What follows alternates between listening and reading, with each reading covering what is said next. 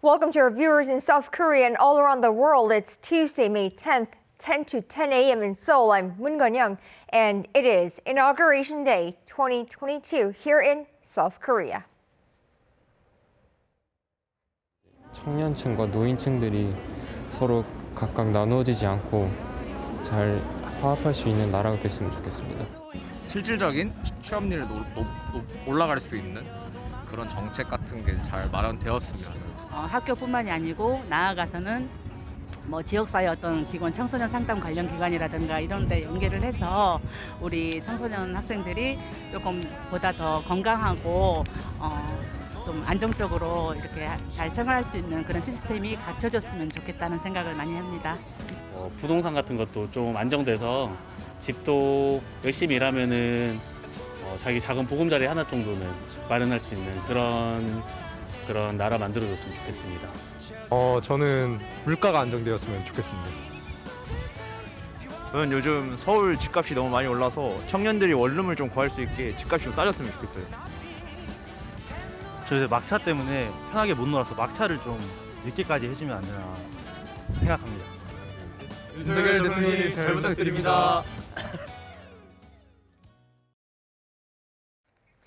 On this historic day for the Republic of Korea, we are here to bring you a live coverage of the event leading up to, as well as the new president's actual inauguration ceremony for the next 2.5 hours. Now, the 65-minute-long ceremony is set to begin at 11 a.m. today, Korea time. That's in about an hour from now, with some 41,000 people in attendance at Seoul's National Assembly compound. And here in the studio with me here at Arirang TV for this live coverage are Song Se-ryun, Professor of Law at Kyung University to my left. Hello, Professor Song. Hello, good to be here.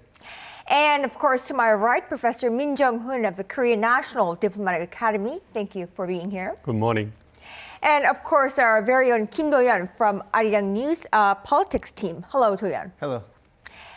Now, although the former top prosecutor, now president, takes his oath of office later this morning, Yoon's single 5-year term became effective as of midnight late last night. And so this morning, he's about to step out of his residence for the very first time ever as Yoon Seok-yeol, President of the Republic of Korea. From his very first step out as President Yoon Seok-yeol, as you can see out of his residence, we are getting the live footage from his residence. Arirang News has a team coverage this morning, and we will toss it over to the live feed we're getting from his residence in southern Seoul. We will begin with our Min Soo-kyun. She and her team are out by Yoon Seok-yeol's residence in southern Seoul. Soo-kyun, we expect the new president to be out and about. He actually has stepped out of his residence already to leave for the National Cemetery, and his inauguration ceremony set to begin in about an hour from now. Tell us what you're seeing and hearing at the moment. Good morning, Kanyang. I'm here in Seoul, Seok-yeol District, waiting for President Yoon to actually leave his apartment complex and head for the inauguration ceremony. As you can see behind me, a large number of security personnel are deployed around the residential building for security reasons. A lot of people are also out here to greet the new president, and many reporters are here out as well to cover Yoon's first day as president. The new president is expected to walk out from that building anytime now, as we've been informed that he will leave his residence at around 10 a.m. Before attending the inauguration ceremony, though, Yoon will first head to the Seoul National Cemetery to pay tribute to the country's past presidents and fallen military heroes. Once the ceremony is complete, he will leave for his new presidential office located in the Defense Ministry compound in Yongsan Central, Seoul. Well, Soo-kyun, I hear that President Yoon will commute to the new office from his home for the time being. That is not a tradition. It's not precedented. What do we know as of now? That's right. Well, the president will commute to the new office from his private home here in Seok-yeol district, while his new presidential office in his new presidential residence, in Hannam-dong is being renovated. The Hannam-dong place previously served as the foreign minister's residence, but now it's been chosen as the president's new home, and renovation work will begin from today. Apparently, it'll take about a month before the president and the first lady Kim Gon-hee will move into their new residence in Hannam-dong. That's all I have for now. Back to you, Kanyang. Right, our Min Soo-kyun from Yoon Seok-yeol's residence in southern Seoul, and right now we are seeing the president who took the power at midnight last night take the motorcade from his home in southern Seoul, leave his home, and now off to the National Cemetery, guarded by his security team there, and now off to the National Cemetery, his first step as the President of the Republic of Korea. And he is now on his way to the National Assembly to take the oath of the swearing-in ceremony. And on his way to the National Cemetery, on his way to the National Assembly, he will stop by the National Cemetery to pay tributes to the fallen heroes of this country. We are seeing his motorcade, and right before he was able to be greeted by a small group of his neighbors by his apartment complex, where he will commute back and forth for the first couple of weeks while his newly renovated home in Hannam-dong will be prepared for him. And now you're getting live feeds from the district in southern Seoul, where his private residence is located. Now, I want to come back to the studio and talk a little bit about this president. Now, Professor Song, so let's talk about this former prosecutor general, now turned president. So it is unusual for the president to commute from home, his former private residence, isn't it? Right. Normally, presidents move into the Blue House, but he has opted to make a statement, maybe a very symbolic statement, that he's not going to be same president as before. There's going to be a new direction for the president, closer to people, but at the same time dispel this bad rap about the imperial presidency that Korea had before.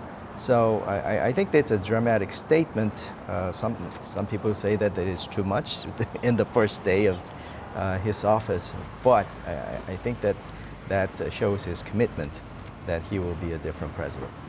Right. So do you think there has been traffic control? Because normally for the president to move from one location to the other, there's a traffic that's cordoned off, but I see other cars around him. So I don't know if they have actually cordoned off the traffic or not. What do you think? I think that there is a consideration that even though he's out of the traditional venue, he's determined not to cause too much of trouble or the inconvenience to the people. I think goes against his idea that he's going to be closer to people if he causes too much traffic every single day. So I think that there's that consideration. I don't know if it's going to be like that every morning, but I think that people has to make some room that there will be some traffic control in the morning.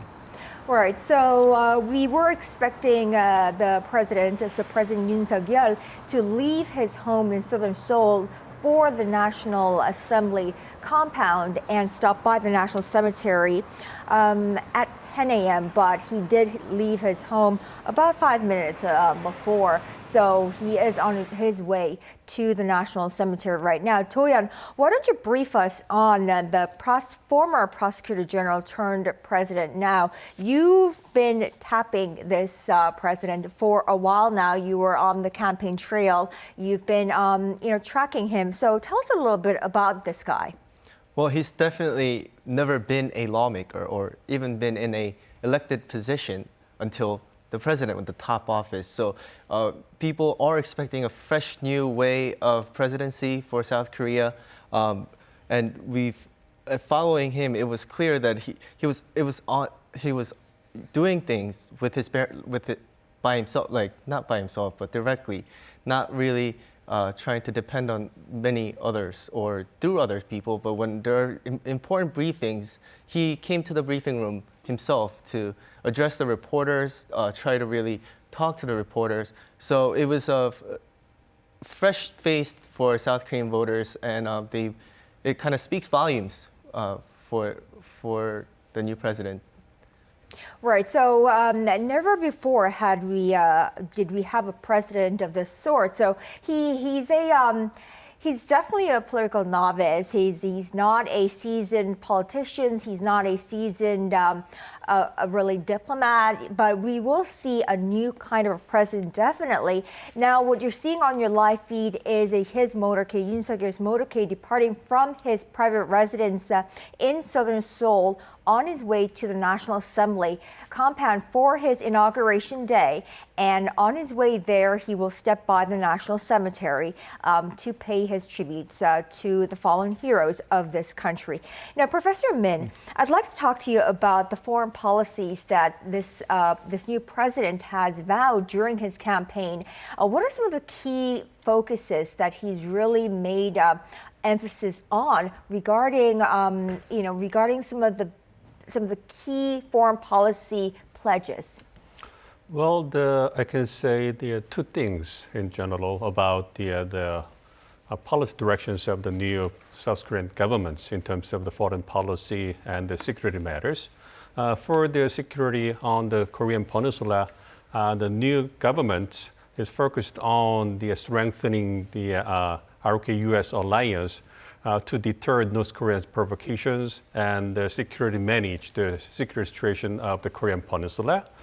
Meanwhile, for the foreign policy directions, it will pursue kind of the global pivotal country, which is kind of the new way of the South Korean government as a developed country. As you know, in terms of the previous government's efforts and the South Korean people's efforts, the South Korea now is considered as one of the developed countries in the world. And for the most important task of the incoming the South Korean government, so the new government, is to establish its position as the developed country or the global leading country in the international community.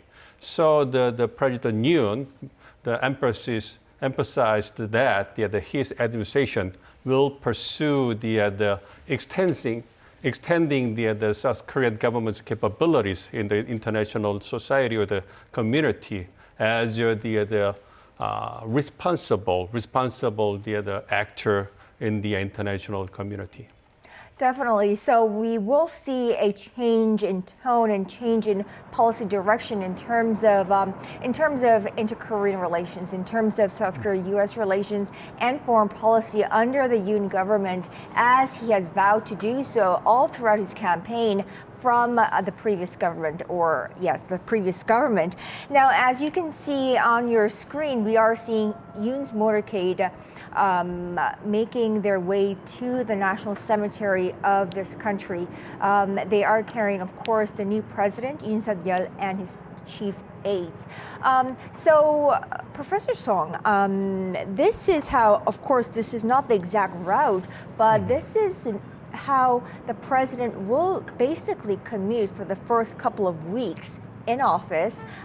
He's going to make this kind of a commute in the mornings from his home to his office in Yongsan, and it is not customary for the president to make a commute like this in the mornings. How long do you think it will take every morning for this president? With the traffic control, I hope it's not going to take that long. I think it's going to be inconvenience for people around them. But I guess that this is how we start our relationship with the new president.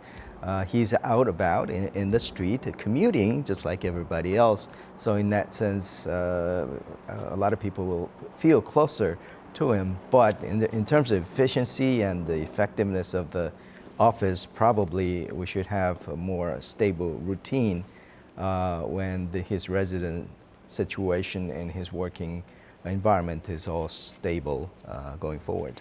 On that note, we are seeing the president, so President Yoon Seok-yeol, arrive at the Seoul National Cemetery at this point, and he has arrived, and we will see him get out of his car, and we will see him there, and there we go. And yes, he has arrived at the Seoul National Cemetery for the first time as the president of this country. Last time he was here, he was the president-elect, we remember, and he was also there as the presidential candidate of the People Power Party. But now he is there as the president of the Republic of Korea. So there must be a lot going through his mind there, standing there about to pay respect and pay tribute. And there we go, we are seeing the wife of the president, or the first lady. This may be our very first time seeing the first lady of this country, his wife, Kim Gun-hee, next to him as he pays respect to the fallen heroes at the Seoul National Cemetery. Do you think that is not the case, Professor Song? Oh yes, we're seeing first family for the first time. I think that's the picture that have been missing during the campaign because of some controversies on either side on the family. I think it looks normal. I think it's a better picture than having just president alone. I think this is a good picture to begin his presidency because he's reporting for duty to the fallen heroes and the forefathers of the country. That has been the tradition, and also it signifies a continuity of the leadership, saying that this country is in, as he claims, in safe hands. All right, so we're seeing the president, his wife, and we're also seeing the head of the inauguration ceremony, Park Ju-sun, right behind him, and some of the members of his team walk up to pay respect to the fallen heroes of this country. Of course, this is a tradition for all new presidents of this country to pay respect to the fallen heroes of this country at the National Cemetery as the very first step as they enter their presidency.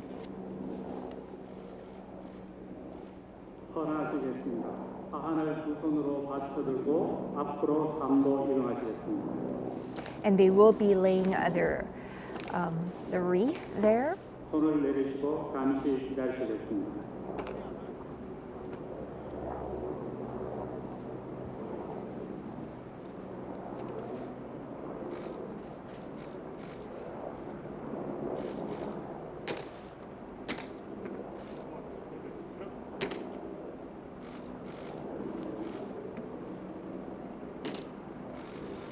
분양하시겠습니다.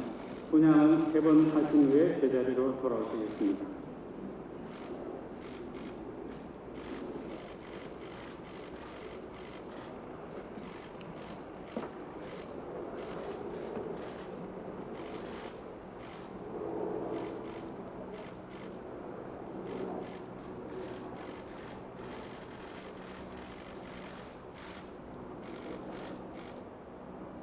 이어서 여사님 분양하시겠습니다.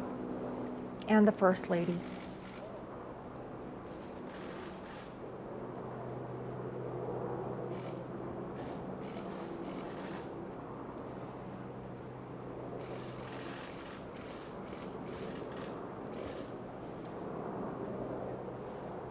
다 같이 참배드리겠습니다. 순국순절과 호국영웅에 대하여 경애. And for the fallen heroes. 바로 일도 묵념.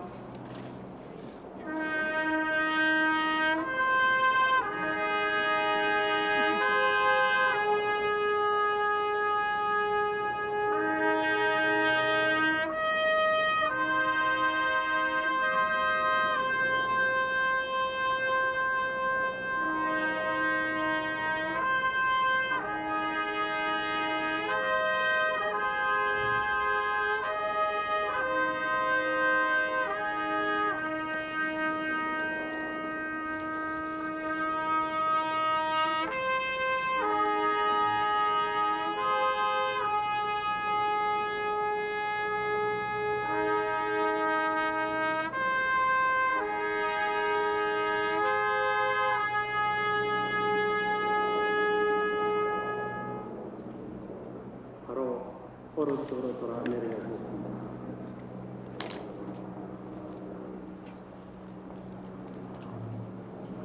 So there we have it. So President Yoon Seok-yeol and the First Lady and his aides, there we have seen them pay respects to the fallen heroes of this country at the National Cemetery for the very first time as the President of the Republic of Korea. This, of course, is a tradition as many presidents or previous presidents have done so in the past as well. Now, how far does this tradition go back, Do-yeon?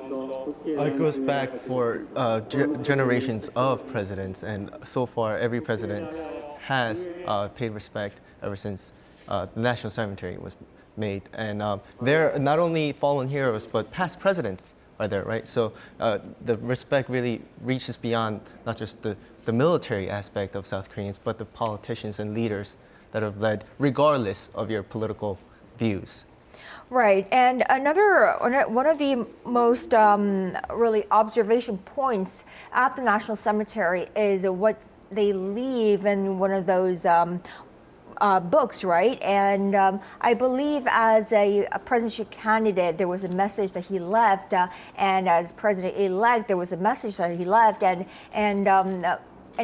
right now he's writing something there as the president of this country, as the 20th president of the Republic of Korea, and we will have to see what his message is. And it always makes the news on what it is that he writes, and it's interesting to see what he writes, and I can't really make out what he says at the moment, but it looks like he's saying, Professors, do you think you can help me with that? He definitely. I'm struggling myself. 순국 소녀를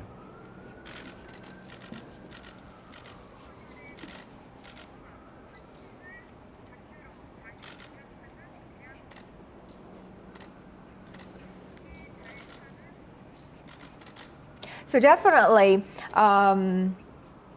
he's making note of the sacrifice and the sacrifice of those fallen heroes of this country, and he's making note for the revival of the Republic of Korea. So something along those lines, and I guess it is in line with the slogan of the inauguration ceremony, of his inauguration ceremony as well, which is, Right. Do-yeon, what? Getting back, I'm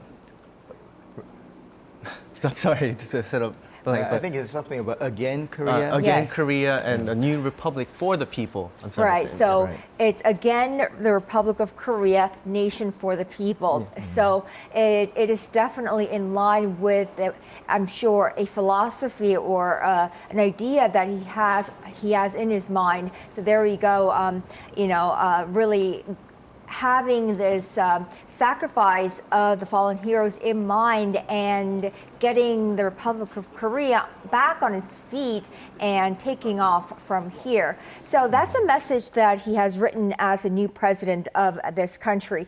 So that is President Yoon Seok-yeol and the First Lady and his aides paying tributes at the National Cemetery there. So from here on, they will be heading to the National Assembly for the inauguration ceremony. Now, Do-yeon, however, Yoon Seok-yeol's itinerary or agenda as the president kicked off at midnight last night. How did he start off? Well, starting midnight, the bell ringing ceremony at Posingguk Pavilion to announce his inauguration, and he was briefed on national security. Now, one thing to note is that the bell ringing ceremony was skipped last time around because the ceremonial process was very shortcut due to the time aspect. And now, as we've seen, he's started his day, not his day, but one of the first stop was Seoul National Cemetery, like we've just seen. And he's heading over to the National Assembly. He will be greeting guests after all this inauguration ceremony is done at the Rotunda Hall inside National Assembly. And a new era will begin as he steps into his new presidential office that's set up in Yongsan, and it's his first day at the office. So that's a significant aspect to maybe even South Korean history.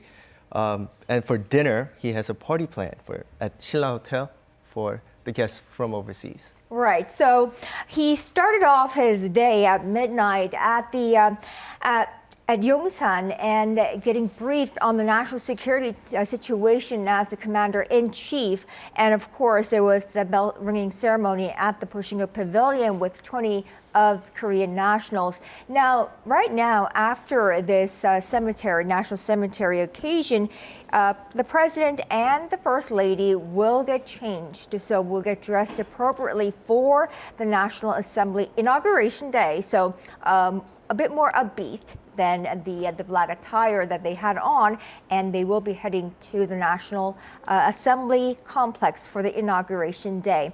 Now, as for the foreign dignitaries that will be there, Professor Min, we know that the second gentleman of the U.S. will be there. We know that the foreign minister of Japan is already here for the Inauguration Day. We know a senior official from China is here. Could you tell us about the significance of these officials being from these respective countries? Well, generally, I think that the international powers surrounding the Korean Peninsula, like the United States, China, and Japan, they sent the highest level delegation to the presidential inauguration ceremony this time. And in case of China, the Chinese Vice President Wang Qishan, he is the head of the Chinese delegation this time, and in the previous times, it was usual for China to send the head of delegation, like the vice, the prime minister level government official. But this time, we got the vice president level, the head of the delegation. It means that the China sent the higher level of government officials this time for the ceremony. It means that the China really cares about the good relationship with the current or the incoming South Korean government. And meanwhile, the United States sent the second gentleman. It's a little bit uncommon the word for me, because it's the first time even in the United States to have the second gentleman and its government. But anyway, the sending the second gentleman as the head of the U.S. delegation this time means that U.S. also cares about its relationship with South Korea. As you know, the ROK-U.S. alliance has been the very important, the original, the alliance for the United States and the South Korea, and for the Indo-Pacific, the region as a whole. And considering the importance of South Korea to the United States, I think that the President Biden sent the highest the government official that could be available at this time. As you know, the First Lady Jill Biden, she is now in Ukraine to see her counterparts and to talk about how's going on in Ukraine war, and to deliver the husband's message to the counterpart in Ukraine. So she's busy, so she couldn't make the trip to South Korea this time. And similar situations for the Secretary, the State Secretary, Blinken, and because in the previous times the U.S. usually sent the foreign minister, the State Secretary, as the head of the U.S. delegation. But this time we got the Vice President, the husband. Yes, so we got the higher level of the delegation, head of delegation this time for the United States. And in case of Japan, personally, I expect that the Prime Minister of Japan, just come to Korea and attended the presidential inauguration ceremony, because it will be the very positive political signal to improve the bilateral relations between South Korea and Japan. As you know, the two countries, the relations are a little bit difficult in recent times. So if the Prime Minister of Japan would attend this ceremony, it couldn't be better to send the signal to the South Korean people and Japanese people and the international community that the two countries try to improve their bilateral relationship from the beginning of the new South Korean presidency. But anyway, I think that the Prime Minister of Japan got some kind of domestic considerations. So he sent the foreign minister as his the envoy, and for the foreign minister of Japan, he came with the prime minister's the private letter will be given to the new president of South Korea. And so it will be the positive sign that the two countries recognize fully that they need to move on, move forward to improve the bilateral relationship between the two countries, although it couldn't be tough in terms of the historical issues or disputes the two countries have. Right, absolutely. And also perhaps the second gentleman, because the South Korea-U.S. summit is going to be happening in about 10 days. So the delegation from the U.S. will be coming to South Korea anyways in about a week's time. So Anthony Blinken and of course Joe Biden and his team will be here in about a week's time. So perhaps that's why the second gentleman is here this time around. Well, we'll have to see and analyze that with you, Professor Min. Now, what you're seeing on your screen, for those of you just joining us, we are bringing you a live coverage of Inauguration Day 2022 here in South Korea, and that is a picture of the National Cemetery here in Seoul. Now, President Yoon Seok-yeol and the First Lady were just there to pay their respects to the fallen heroes of this country. That was the first step as the president, as the first couple, and that is a tradition as the president. And there will be heading to the National Assembly complex where the inauguration ceremony will take place in about 40 minutes or so. Of course, there will be about 41,000 people in attendance, where foreign delegations will be there, and of course, the previous President Moon Jae-in, who just finished his term at midnight last night, will be there as well as the wives of previous presidents will also be there. So we are covering that as a live broadcast. Now, Professor Song, I'd like to ask you about other challenges that await President Yoon. Of course, this is a president that come without any shortages of challenges, foreign and domestic. What are some of the challenges that await him domestically? Well, domestically, I think that national unity is a first order of business. As it is, as they come in, we have a divided government, which means executive on the PPP on the conservative side, but the legislature in firm grip is in the opposition.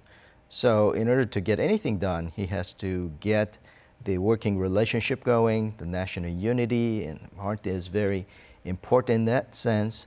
So I think we would like to see, as a nation, a lot of talks and dialogues and coming together on many different issues.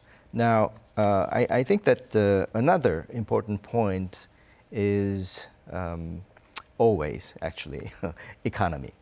I think he would be a little bit unlucky to come into this presidency because the economy is in the kind of a downswing, unlike the president before, where quantitative easing, cheap capital, and a lot of stimulus package around the world has boosted the economy artificially for a while. But this is a time to kind of rein it back, and the interest rate goes up, and the inflation is a big challenge everywhere. So we'll have to pay closer attention to what's happening in the economy. On top of that, the spectacular failure of some of the economic policies that we have seen, probably that should be addressed as well. So he has a lot in his plate, and I think that as you mentioned, the political neophyte, it is a very tall order. I think that a good advice would be to surround himself with a lot of experts, and not just looking at the ideological swing, but go to a good solution from the technocrats, from the experts, from the academics, and make a plan that will work and be very practical about it. Right. So he has a lot on his plate as he enters presidency. Now, I'd like to move on and talk about some of the some of the key messages that he obviously wishes to deliver through his inauguration ceremony. Now, we know that he has invited some average South Koreans. We know that he's invited some key figures. He's invited, of course, foreign dignitaries. He's invited previous presidents. He's invited President Park Geun-hye, of course. What are some of the key messages that he would like delivered or emphasized through his inauguration ceremony, do you think? I think, as expected, as a conservative president, I think there are some key points he would stress. I think that the market economy, the business friendly, I think it would be one of the emphasis, and also liberty, not only the civil liberty, but the economic liberty and the freedom would be another point. I think the foreign relationship, I think as Professor Min mentioned, conservative presidents tend to be closer to the United States. That gives challenge and a wake-up call to China. I think that there will be some quoting of China in different countries around this region. So that would be some of the things that he would look into. But I think that what people would like to see also is his emphasis on the science and technology, and also educational reform. He has made a lot of promises during the campaign that goes to a diversity of the educational opportunities and how the market mechanism would help that happen. So it's also a very difficult and also challenging project that has attempted by the previous president. So this time around, we'll have to see what kind of future directions it would take. Right, and what you're seeing on your screen are live pictures from the National Assembly. So that is the venue of the inauguration ceremony, and those are some pre-ceremony pre-events from the ceremony, and we are seeing some performances leading up to the inauguration ceremony itself, and performances that accentuate national unity and harmony for the nation. So we have about half an hour left until the actual official ceremony takes place, and 41,000 people will be in attendance right there at the in the square in front of the National Assembly building, where Toyeon, of course, you are posted and you are staked out there every day on a daily basis, covering the National Assembly, and you're very familiar with that place. 41,000 people there. What would that be like? So usually you have to take a long walk to get home, to get out of the premises of National Assembly, and every bit of grass is filled with chairs, right? So it was my first time seeing so many chairs kind of stacked inside in front of a lawn. But it's 41,000 people. I did not know that many people could be actually be fitting in for the ceremony. But it is important because this is the biggest event ever since COVID-19 pandemic hit South Korea. So I think it's very significant that we were able to push through a ceremony for the inauguration. Right, and also this is the first one in a long time because, of course, we missed one 5 years ago because it was a really it was a shortened and reduced event for President Moon, as it was the President Moon didn't have a transition committee. President Moon was actually sworn in the day that he was elected, if you remember correctly. So he wasn't given this kind of a huge event. It was President Park Geun-hye actually in 2013 that she was given a ceremony of this scale. So we have to really dig back roughly 10 years ago to remember a size of this sort. And now we're seeing, wow, look at that size. We're seeing the National Assembly compound filled with nearly 41,000 people, with 41,000 people in pre-COVID times, it almost seems like. People clapping and people cheering for this very eventful day. On this historic day for the inauguration ceremony, and that is a live feed coming in from the National Assembly. Children there as well, and without any masks. So this is the one of the very first, very few public events mask-free since the nation announced that we can actually go mask-free outdoors without having to worry about the COVID-19 pandemic. So. That's what we're seeing there. So in about half an hour, we will see the official ceremony kick off. And those are some of the official videos, I suppose, video letters from children to the new president. Now, so we're still waiting for the president and the first lady to make their way from the National Cemetery to the National Assembly for their inauguration ceremony. So we have a little bit of time left for them to make their way from there to the National Assembly for the inauguration ceremony. Now, Toyeon, let's try to comparing the National Assembly inauguration ceremony from this one to the previous ones. Now, if we compare and contrast, and how does this one compare with the previous one? Of course, it's not hard to really, make that difference. But let's go back and to the very first one that was taking place at the National Assembly. The very first one was by President Roh Tae-woo, the very first one to be directly elected as the president, and ever since then, every president took oath at the National Assembly. But something that's it's not different in terms of the ceremony. But what the difference is that it all makes sense so far that everyone before Yoon had been a lawmaker working at the National Assembly and had an experience. So. Early in the transition committee, people were wondering, where is he going to actually take oath, right? So, but they did confirm early on that it was in the National Assembly. And this one around, he really, really emphasized communications with the people and average citizens, right? So, no big celebrities, per se. We do have the actor from Squid Game, but his motto, his intention on inviting some of the celebrities or average people were ones that have not been shone light yet, but have great potential, which is what he was trying to do compared to ceremonies beforehand. That is very interesting because we have seen big performances, celebrity performances, so wide and popular at government events as of recent. And of course, even at President Park Geun-hye's inauguration, did we see Psy's Gangnam Style? Was it performance?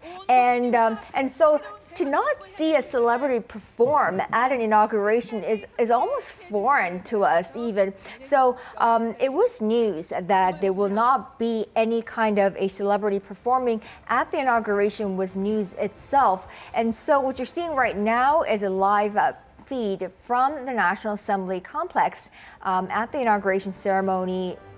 We're getting pre-events leading up to the ceremony there. In about half an hour or so, we will see President Yoon Seok-yeol make his about 180-meter walk into the National Assembly complex, greeting people by hand, and he will walk there into the podium to make his oath. But still, he's at the National Cemetery, getting dressed appropriately for this ceremony. Now, so there will be 41,000 guests, including average citizens. So this time around, Toyoung, there were also average citizens, including our very own Shin Ye-eun. She was selected as an average citizen, actually. So she's not there as a reporter, but she's there as an average citizen. So she will be sharing her first-hand experience participating as an average citizen. But how was that process taken place? It was very competitive. You applied online. I mean, not apply, but you signed up online, and it was random pick of 41 citizens. And I don't have the number exactly how many, but throughout the process, it was a short few days of window. But the inauguration ceremony committee for the president-elect then was saying that a lot of people took great interest in the ceremony, actually, for the attendance. So it's really obvious that President Yoon and his team wanted a lot of different people in all walks of life to take part in his inauguration ceremony. We are also going to be seeing different sorts of people attend this ceremony, but what are some of the key observation points that we should be on the lookout for during this ceremony, Professor Song? Well, I guess the obvious one is what kind of message he sends in his inauguration speech. Because it will be a kind of a directional indicator to indicate what kind of directions, what kind of policies, what kind of emphasis he will be taking. Now, the transition committee has set out the over 100 policy points in every aspect of his policies. So we know roughly what kind of directions he sends. I think it's in line of more towards a market mechanism, liberty, and also science and technology, and national unity. But what we need is detailed plans to how make that happen. And as we were talking about it, there will be a lot of challenges because the economy will be taking precedence, and also there will be challenges from North Korea in terms of security, the relationship with China, and how we negotiate the rough terrain of the foreign diplomacy. So we'll take the messages and his resolve, but how those will be put into practice, into everyday policies, that would be a challenge for the leadership team.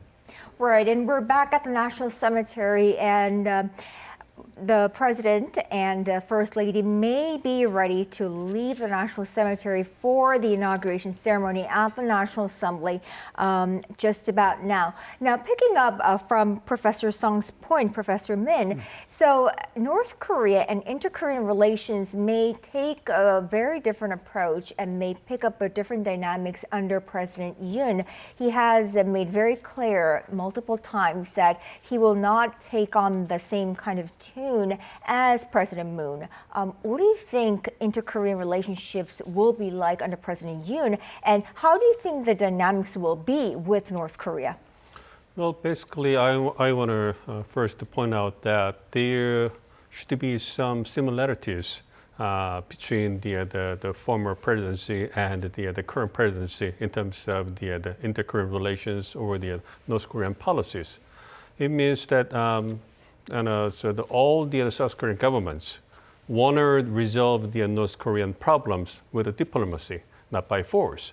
So we can see the basic and the very important the similarity or the common things between the South Korean governments. So I think there is no change, no difference in terms of the trying to resolve the North Korean problems by diplomacy, dialogue, talk between the two Koreas. And I think that the Yoon Seok-yeol government also tried to resolve the North Korean problems by diplomacy in terms of talking between the two Koreas. But if we go to the little bit the means to achieve the goal, we can see some differences between the governments. And the Yoon Seok-yeol government emphasized that we first needed to extend or strengthen our military capabilities to deter North Korean provocations and stably manage the Korean punish the security situations. And then in terms of the inter-Korean relations, the Yoon Seok-yeol government is focused on maintaining the principles and the mutual respect and kind of things. So the Yoon Seok-yeol government is ready to move forward in terms of the inter-Korean exchanges and cooperations, like the helping North Korean society the rebuild or the improve the infrastructure and some kind of so the South Korean government, because the companies they're hiring the North Korean people like the Kaesong industrial complex thing, but on those things that could happen only when North Korea show the sincere the efforts in terms of de-nuclearizing itself. So the South Korean governments is trying to improve the inter-Korean relations in accordance with the improvements in the North Korea's denuclearization. So we can see the little bit different postures of the Yoon Seok-yeol government from the previous Moon Jae-in government, where the Moon Jae-in government tried to improve the inter-Korean relations, regardless of the progress in the denuclearization of North Korea. Right, and on that note, we just saw President Yoon and First Lady walk out of their dressing room. The First Lady dressed in white as opposed to black that she wore for the National Cemetery, and President Yoon in light blue tie as opposed to black that he wore for the National Cemetery. And now they are about to head to their inauguration day. So this is Inauguration Day 2022, his very own inauguration ceremony, and they have left now. We are expecting them to arrive at the National Assembly complex in less than 15 minutes. So it shouldn't be a long drive from there. So there they are, their motorcade moving, and their security posture obviously having changed dramatically in the last 24 hours. So their security has beefed up from being president-elect to president. So there they are, moving from Seoul National Cemetery to their inauguration venue, which is the National Assembly complex. Yes, so right, so picking up from where you left off, so we don't expect a drastic change, but we still do expect them to stick to diplomacy, of course, but obviously there will be a change of tone between President Moon and President Yoon. But however, North Korea has been launching provocations as of late. How do we expect President Biden and Yoon to navigate those waters when they meet in about a week's time? Well, basically, when the two leaders have their first the summit meeting, probably later this month, they will focus on talking about how to deal with the North Korean threats and problems. But unlike the previous Moon Jae-in government, the Yoon Seok-yeol government is trying to focus on working together with the United States to strengthen the RK-US alliance in terms of deterring North Korean provocations and try to find the ways to strengthen the military cooperations between two countries to stably maintain the security situation on the Korean Peninsula. So it means that it would not be easy to see some kind of progress in terms of resuming North Korea, the U.S. talks in the coming months, because the ROK and the U.S., two countries, trying to focus on the extending or strengthening the military cooperation between two countries against the North Korea's provocations. And under this situation or prospect, North Korea would not respond to the U.S. the request to come back to the negotiating table. Instead, it will continue to focus on the building on its military capabilities in the coming months or years. All right, now what you're seeing right now is President Yoon Suk-yeol's motorcade moving from the National Cemetery to the National Assembly. And we are only minutes away from the 20th presidential inauguration ceremony. Let's go straight to the National Assembly where our very own Yoon Jung-min is standing by.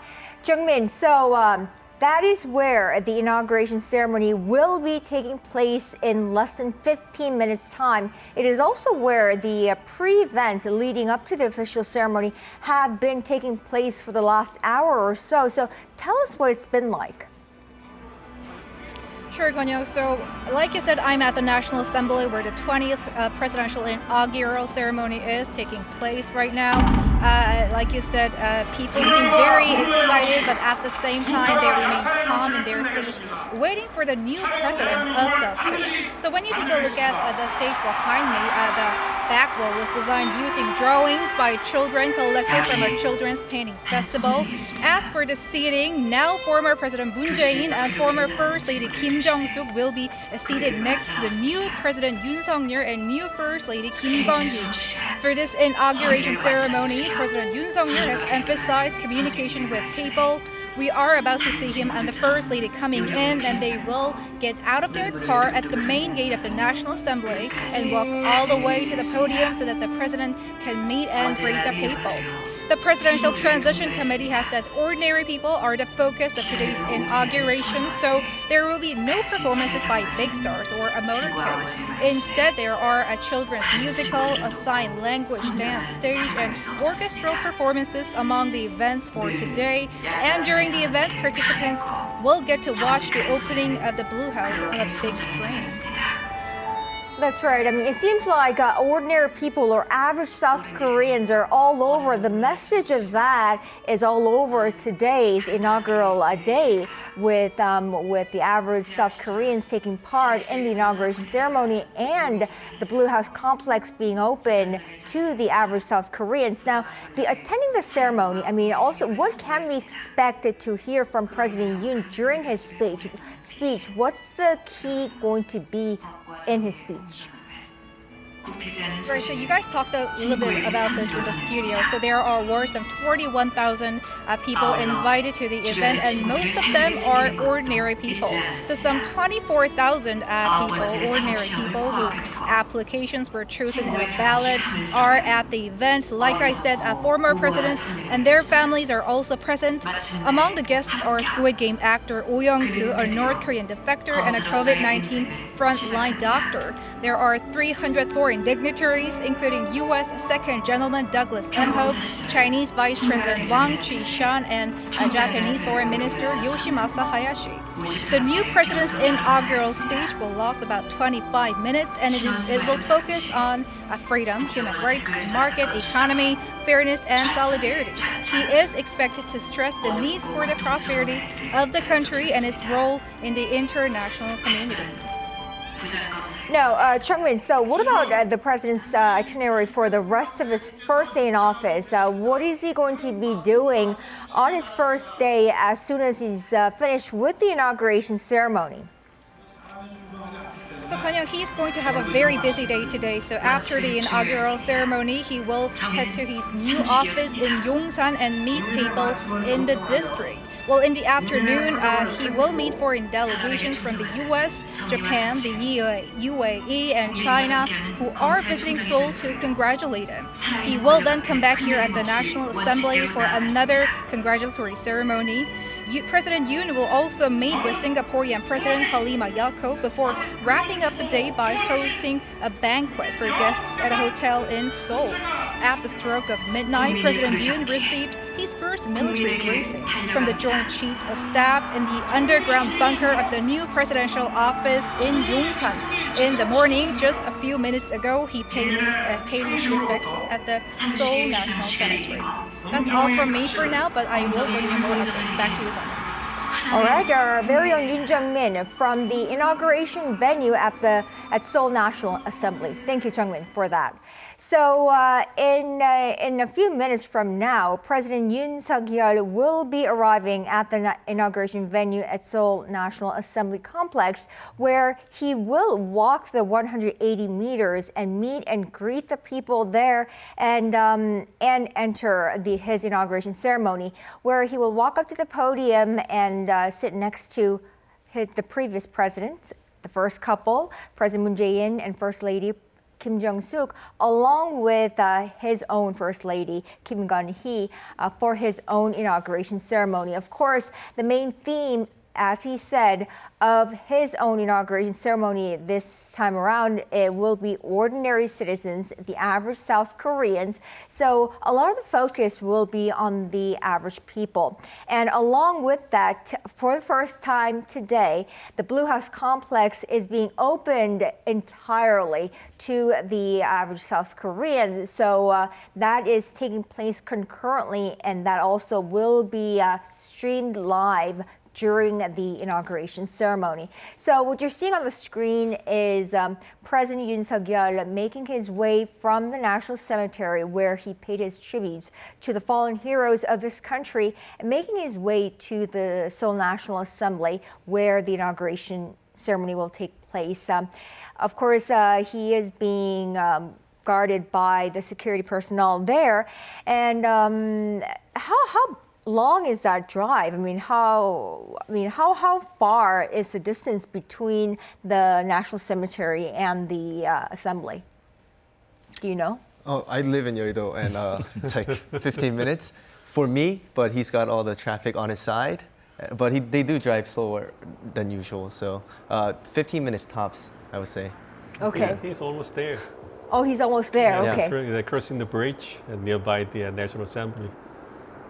Great, so he will be there, and he will be making that entrance along with 20 of the national representatives of Hope. So Do-yeon, what is this national representatives of Hope?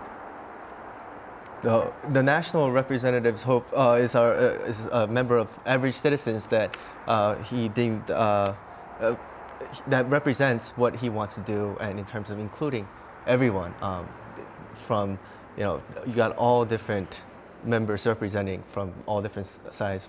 For example, maybe the disabled or like athletes are representatives. Yeah. Right, so we actually did get a list of those 20, and which will be unveiled later, but we did get a list of that as members of the press, right, Do-yeon? Right. Yeah, so if you can look that up and let us know, that would be great. Thank you. Now, what you're seeing on your screen is, of course, President Yoon Seok-yeol arriving at his inauguration ceremony, and I think he has made his way there, if I'm not wrong, right? And that is the venue, yes. And he has arrived at the National Assembly. He's about 7 minutes early, so I think he will take his time to meet and greet all the people there. Okay, he has made his way out. There they are. President Yoon Seok-yeol and First Lady Kim Gun-hee in white right behind him, and meeting and greeting.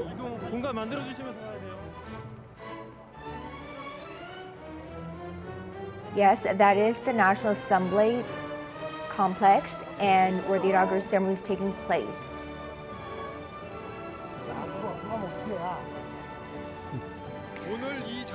Yeah, he's thanking children for giving them flowers. It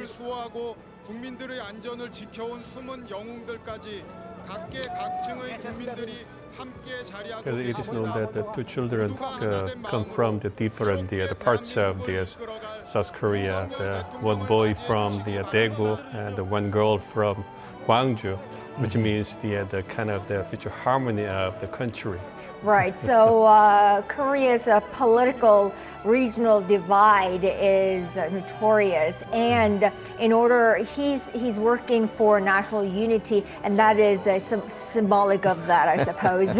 I guess it would be easier for the kids to get along. I think the challenge is for the adults to get along going forward. Yeah. So children's are teachers for adults, I suppose. And he's making that 180-meter long, I suppose, walk and meet and greet.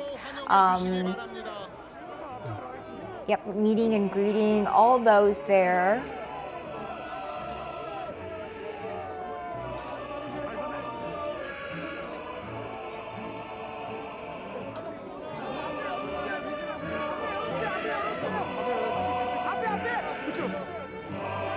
Yeah, I think he's having those COVID-19 fist bumps instead of the traditional handshakes.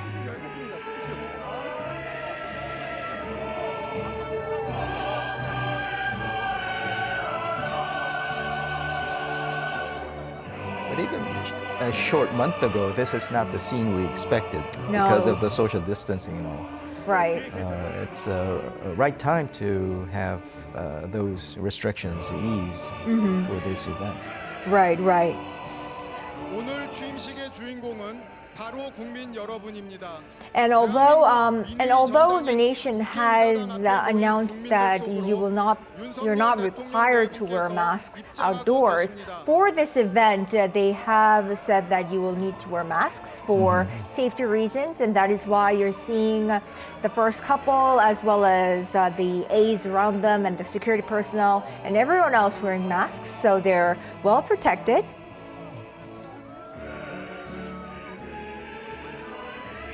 And yes, you're seeing a lot of those with their cell phones out, taking photos, snapping photos of the president and the first lady. If I remember correctly, this is the first time that we have the president's inauguration day in May instead of November or December in the winter. As you know, in the previous times we had the inauguration day in the winter. In February, yes. Yes, and the incoming presidents and the attendees got the thick coats. Yes, they were all bulked up. We were all wearing thick coats. Yeah. So this is a beautiful day. Yes. Of course, for President Moon, everything was so rushed. I remember myself having pulled an all-nighter for the election and rushing into the inauguration. But this is done properly because we had all the transition committee days and having prepared for this day, and there couldn't be a better day for this. The weather is beautiful. We have COVID under control, obviously. And yeah, it's very nice. Yes, and it looks like it will stay this way for an unidentified period of time. Inauguration day will stay in May, right? Right. We usually had 03, 08 transition because of the 5-year, but because of what happened with President Park Geun-hye, now we have 02 and 07 of the decades to have the inauguration and change of power, and also the different season now in springtime, pretty close to summer. Right. So it is rather untraditional, but I think this is for the better. It's more of a party ambience, if you will. It's more cheerful. I like it. Everyone has their upbeat mood.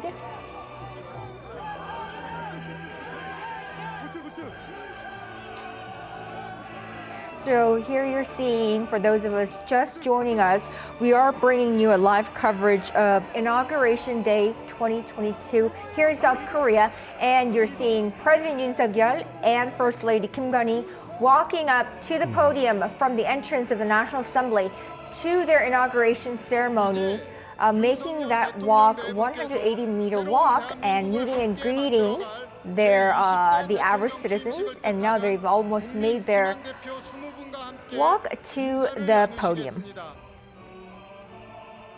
공동체 사랑을 신천한 분들과 And it's now almost 11, and the official ceremony will be kicking off in about 15 seconds. So momentarily, the official ceremony of 2022 inauguration will be kicking off. The stage has been created under the slogan of Future Korea, drawn by the children. So we'll have to see how that is how that is rendered here on stage.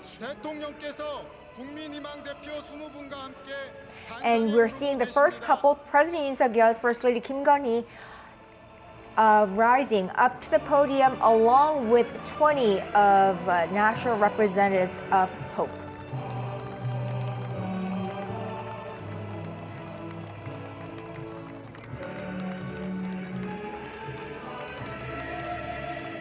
And there we're seeing President Yoon shaking hands, greeting President Moon, and the two First Ladies, First Lady Kim Gun-hee, greeting with previous First Lady Kim Jong-suk.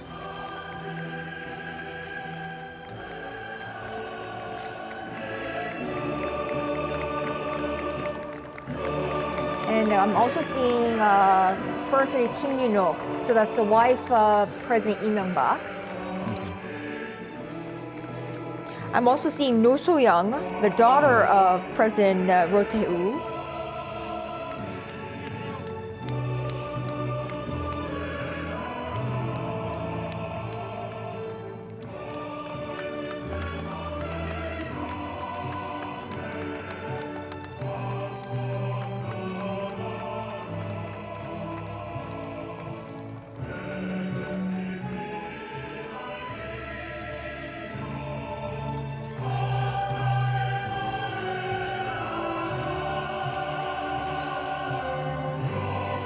So he's shaking hands and greeting all the key guests.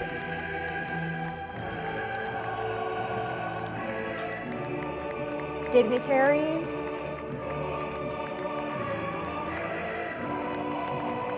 Foreign dignitaries as well.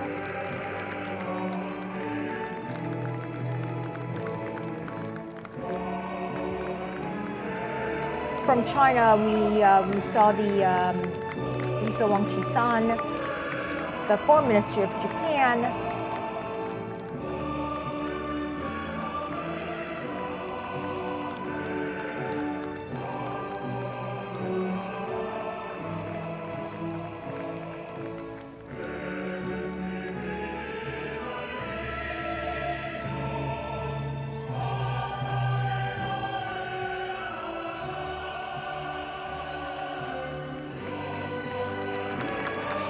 And national representatives of Hope, of course, that he made his entrance with.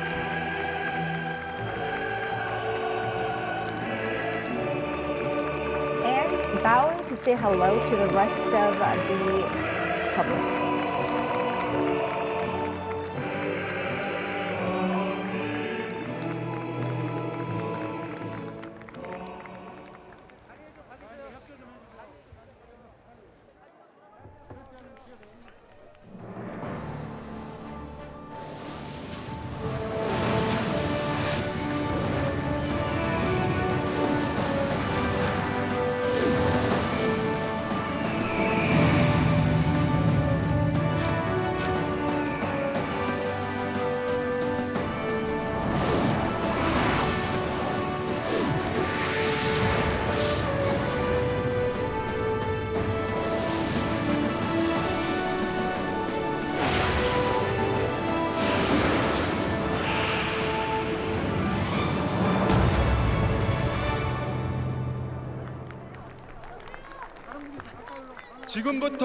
We will now begin the 20th presidential inaugural ceremony.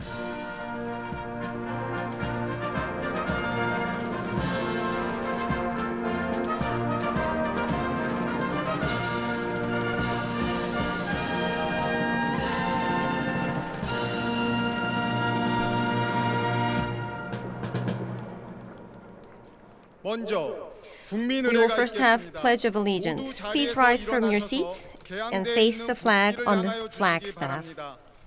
For those physically challenged, please remain seated and exercise due courtesy. The Pledge of Allegiance will be read by the 4 heroes of the Republic of Korea who have defended the Korea and protected the safety of the people.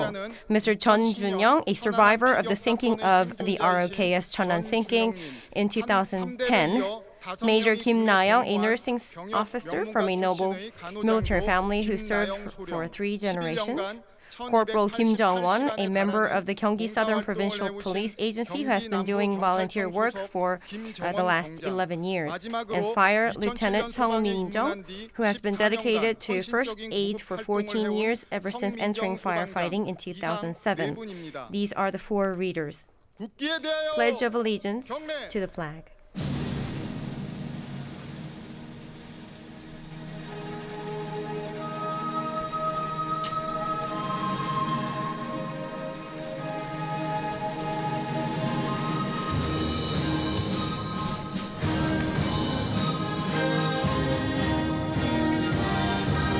나는 자랑스러운 태극기 앞에 자유롭고 정의로운 대한민국의 무궁한 영광을 I 위하여 bow in front of the country's 태극기 and I pledge for the allegiance and the glory of the country.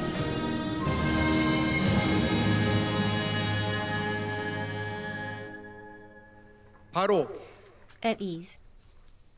각자의 자리에서 We have invited the hidden heroes who silently dedicated themselves in their respective positions to show that our government will not forget but remember and be grateful for the dedication of such unsung heroes. We will sing the national anthem in unison. The national anthem will be sung until the first verse, together with Korean vocalist Yoon Kwang-chol, honoring Korea on the international stage, the Rainbow Choir of Multicultural Children, and the United Chorus. Please sing together.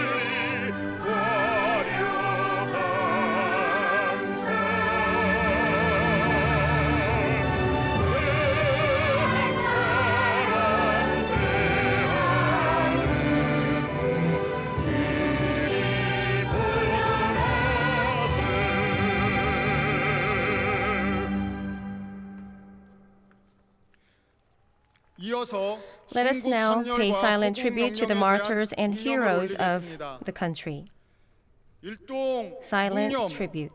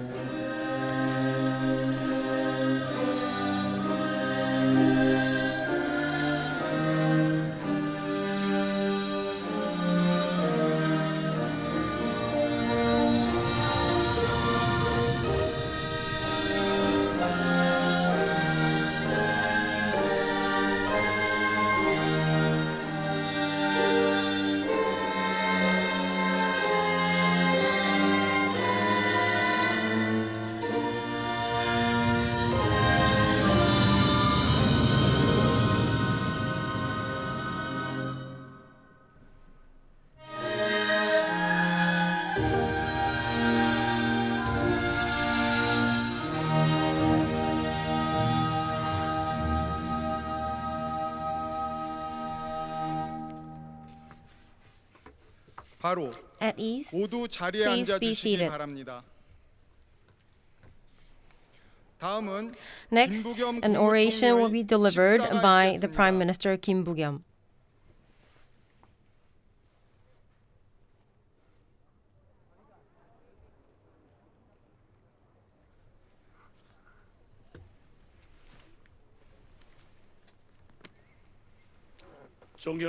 Honorable fellow Koreans, distinguished guests, today we are gathered here to congratulate the 20th President of the Republic of Korea, Yoon Seok-yeol. I would like to congratulate him on his inauguration.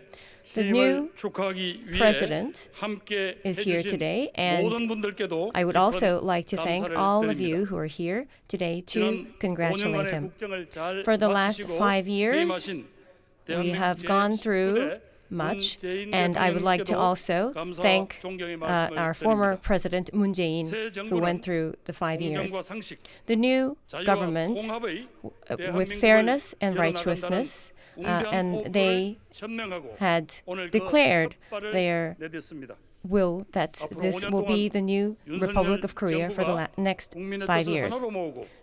I hope the new administration will gather people's will and have a prosperous country before us. Thank you very much.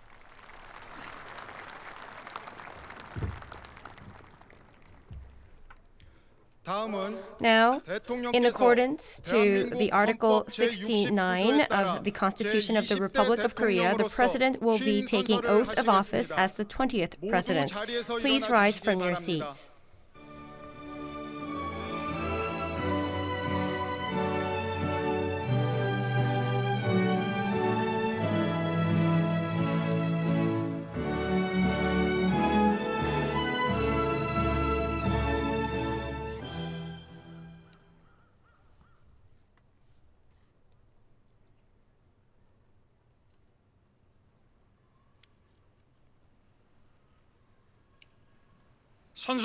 Oath.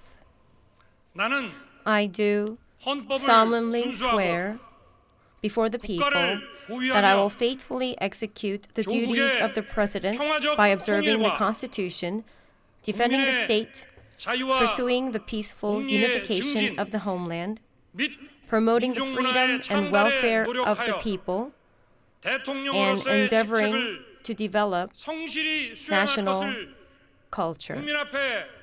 May 10th, 2022, President Yoon Seok-yeol.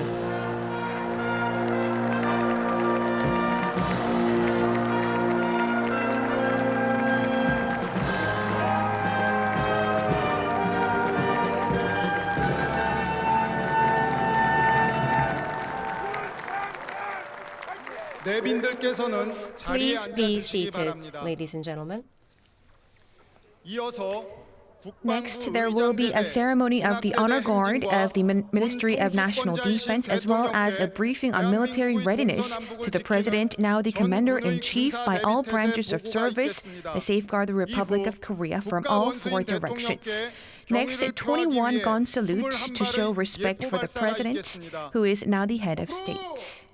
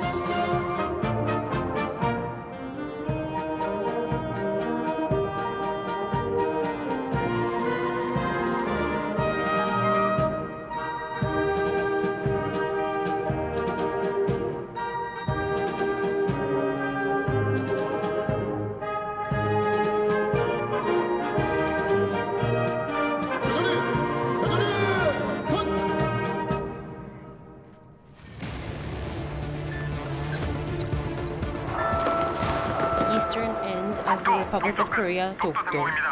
We are at the eastern air of Dokdo. We are protecting the air of Republic of Korea, and we will do our utmost to do so. Yeonpyeong-do Island on the eastern end of Korea. We report from the west coast of Yeonpyeong Island, and we will exert our best efforts to safeguard the country. The southernmost island, Marado. We are reporting from Marado. When we go on a battle, we must win, and we will do so, and we will safeguard our maritime affairs. Yanggu of Gangwon-do Province. Reporting from the GOP of the Gangwon-do Province, and in order to safeguard the peace and safety of the people, we will be securing the front lines.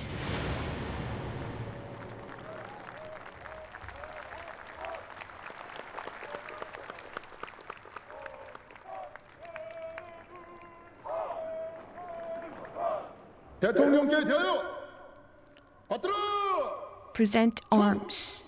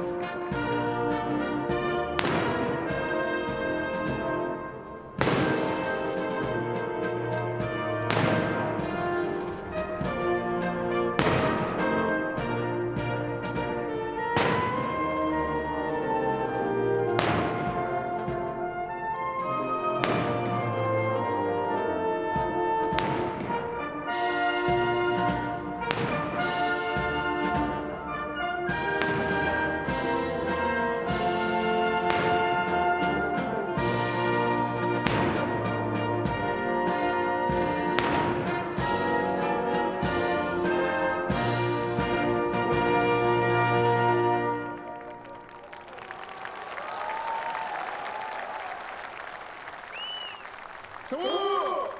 총! 앞에! 총! 앞으로! Forward march.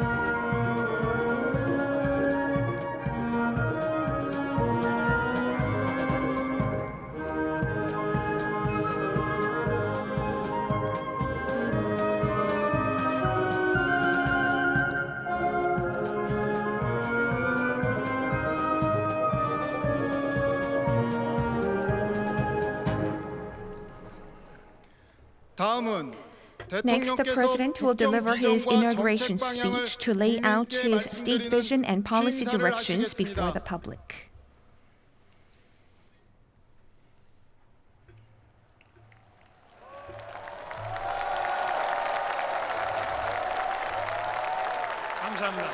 Thank you very much.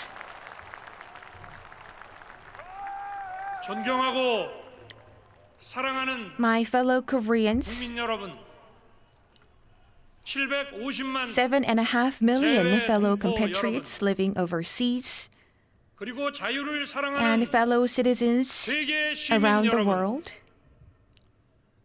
저는 이 나라를 I stand before you here today, 자유민주주의와 humbled by the trust and responsibility 기반으로 that you have given me, 국민이 and mindful 진정한 of 주인의 my solemn 나라로 duty 재건하고 to rebuild this great nation. 국제사회에서 It is our 책임과 generation's calling 역할을 to build a nation 다하는 that espouses 나라로 liberal 만들어야 democracy and ensures a thriving 시대적 market 소명을 economy, 갖고 a nation that fulfills 오늘 its responsibility 이 자리에 as a trusted 섰습니다. member of the international community, and a nation that truly belongs to the people.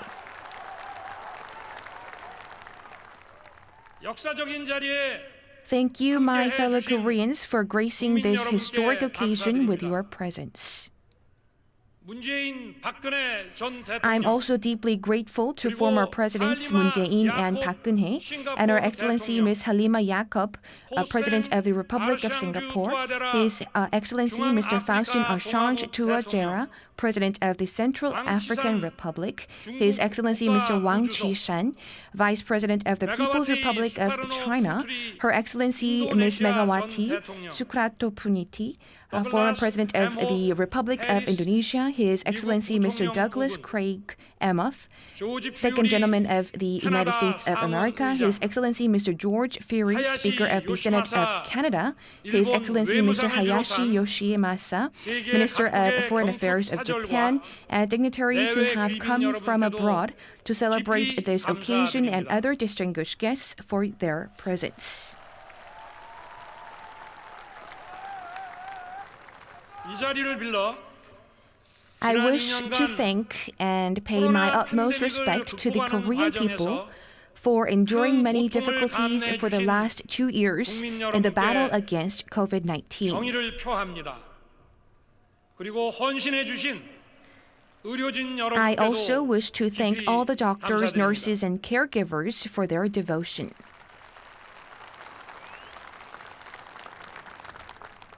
존경하는 국민 여러분, My fellow Koreans 세계 시민 여러분, and citizens around the 지금 world, 전 세계는 today we are faced 팬데믹 with 위기, multiple crises. 교육 질서의 변화와 Pandemics that are fundamentally 공급망의 altering the 재편, way we live, fast evolving 변화, trade regimes and rearrangements in the global 식량과 supply 에너지 chains that are impacting our 분쟁의 economies, climate change, 평화적 food and 해결의 energy 후퇴 등 crises that are causing havoc 어느 around the 한 나라가 world, armed 독자적으로 conflicts and wars, 또는 몇몇 are 나라만 complex 참여해서 crises that no one country or a group of 해결하기 countries can solve on their 난제들의 own. 직면에 있습니다. Such complex, multifaceted crises 다양한 are casting a 위기가 long and dark 복합적으로 shadow over our 인류 heads. 사회의 어두운 그림자를 드리우고 있는 것입니다.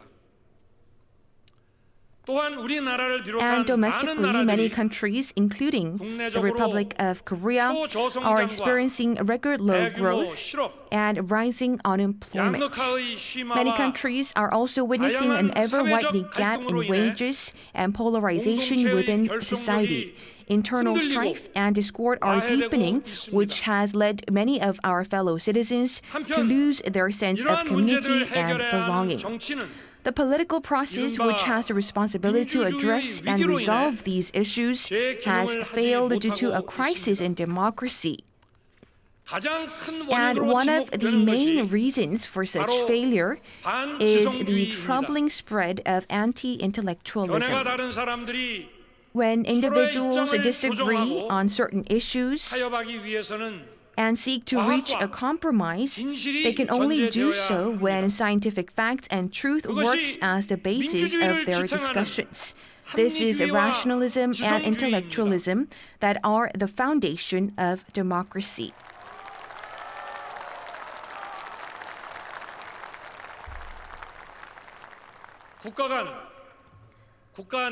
Unfortunately, truth is oftentimes bent out of shape and grossly distorted due to conflict between nations or because of animosity between different groups within societies.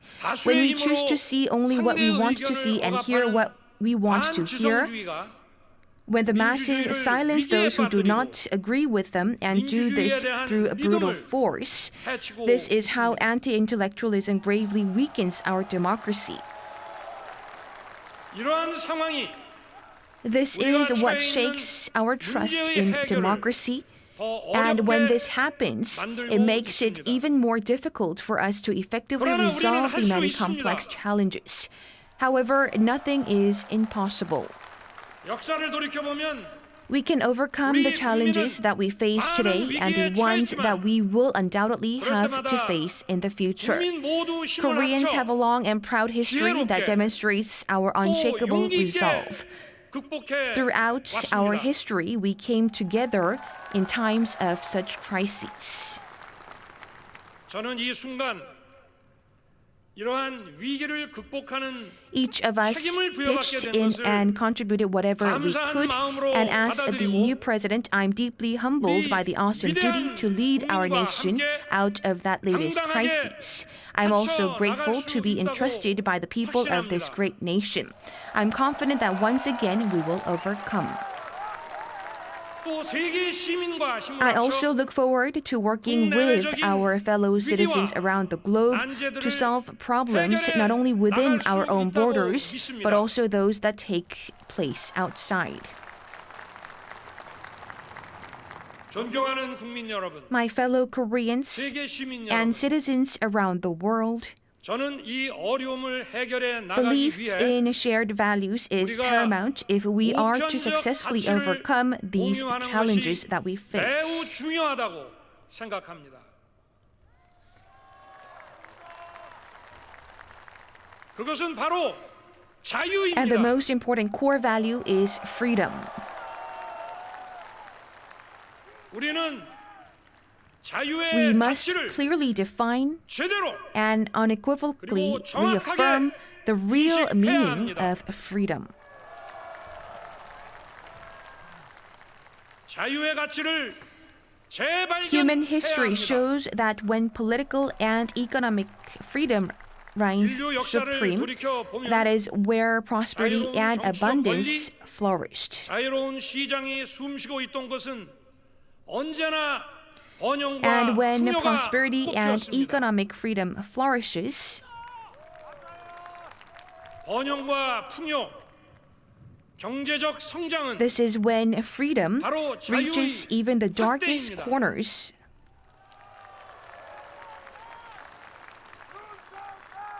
자유는 보편적 Freedom is 가치입니다. an universal value. 우리 사회 Every 모든 citizen and 구성원이 every member of our society must be able to enjoy 되어야 하는 freedom. 것입니다.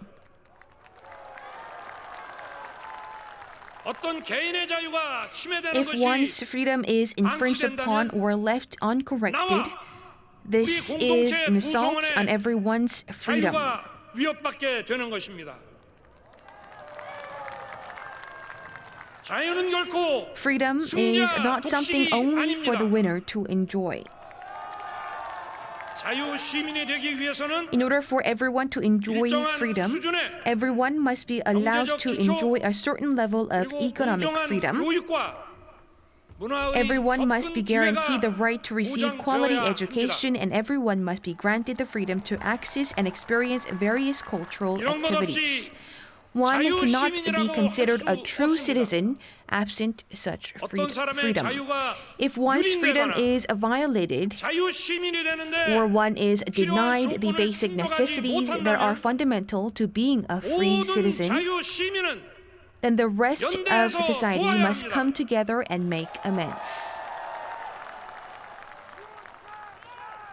그리고 개별 국가뿐 Individual 아니라 countries must do so, but global citizens 기아와 must 빈곤, also come together in solidarity to address these injustices if and when they arise.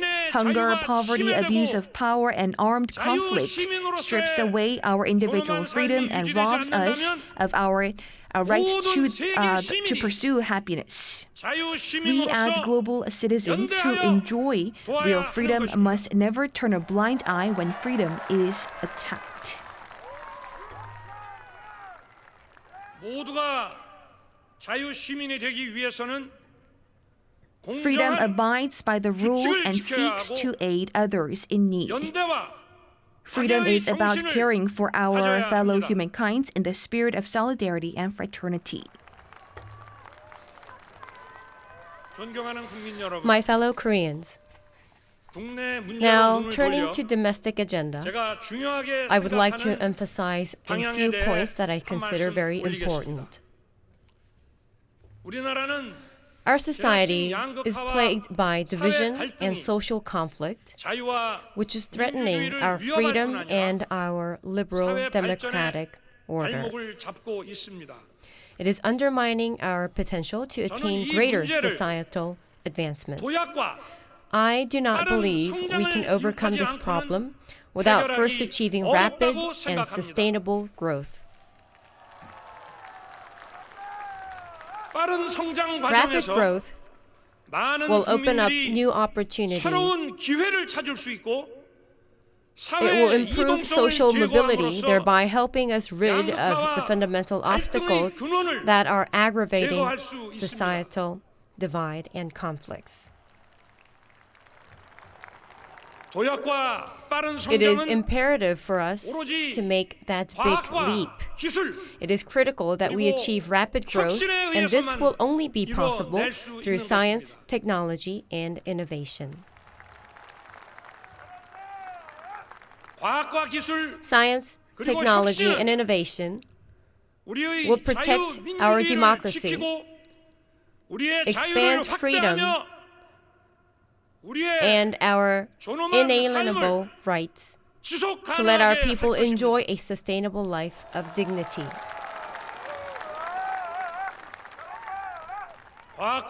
Scientific progress, technological advancement, and breakthrough innovation cannot be attained alone. We must work together with other like-minded nations that respect freedom and encourage creativity.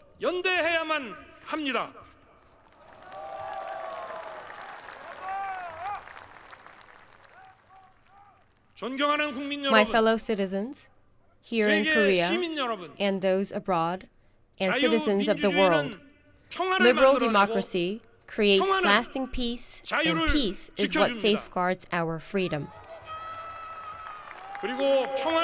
Peace is guaranteed when the international community that respects freedom and human rights come together in solidarity as one.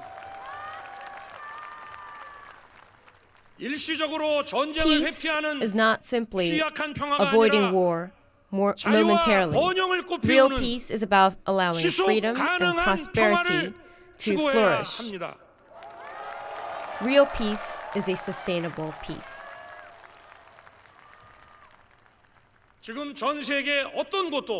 Peace on the Korean Peninsula and Northeast Asia is the same. Our region cannot be exempt from threats that endanger the peace of other regions. It is the same for the global citizens as well.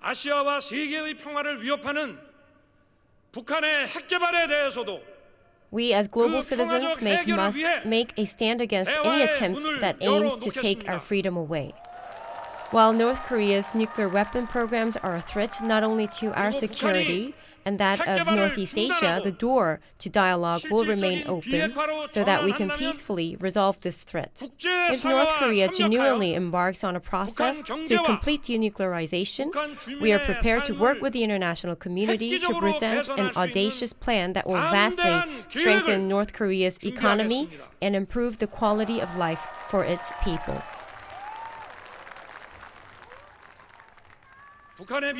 North Korea's denuclearization will greatly contribute to bringing lasting peace and prosperity on the Korean Peninsula and beyond to Asia and to the world.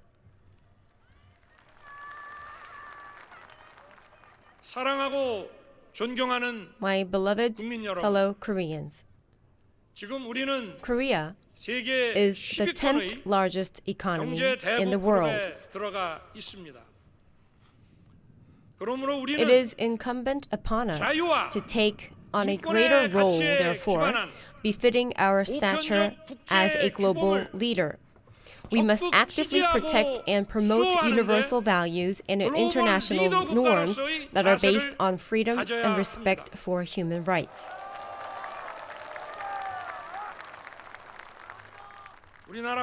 We must take on an even greater role in expanding freedom and human rights, not just for ourselves, but also for others. 더욱 주도적인 역할을 해야 합니다.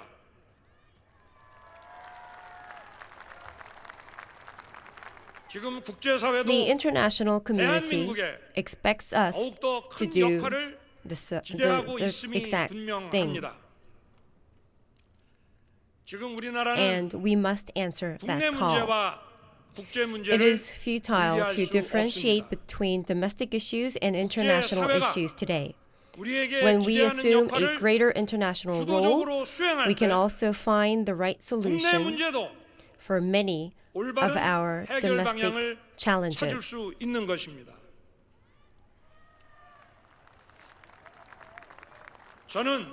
I solemnly pledge today that I will do my utmost to elevate Korea into a country that truly belongs to the people, a country based on the pillars of freedom, human rights, fairness, and solidarity, a country that is respected by others around the world. Thank you very much.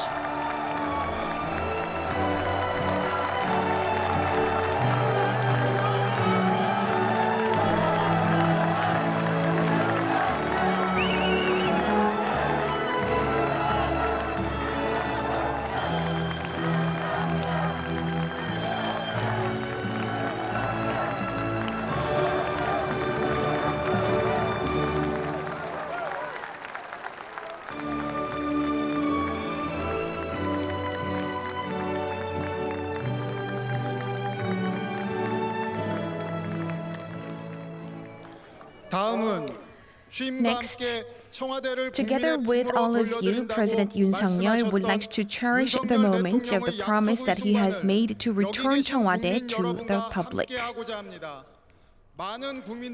Many people are out in front of the Cheongwade to be part of this very historic moment.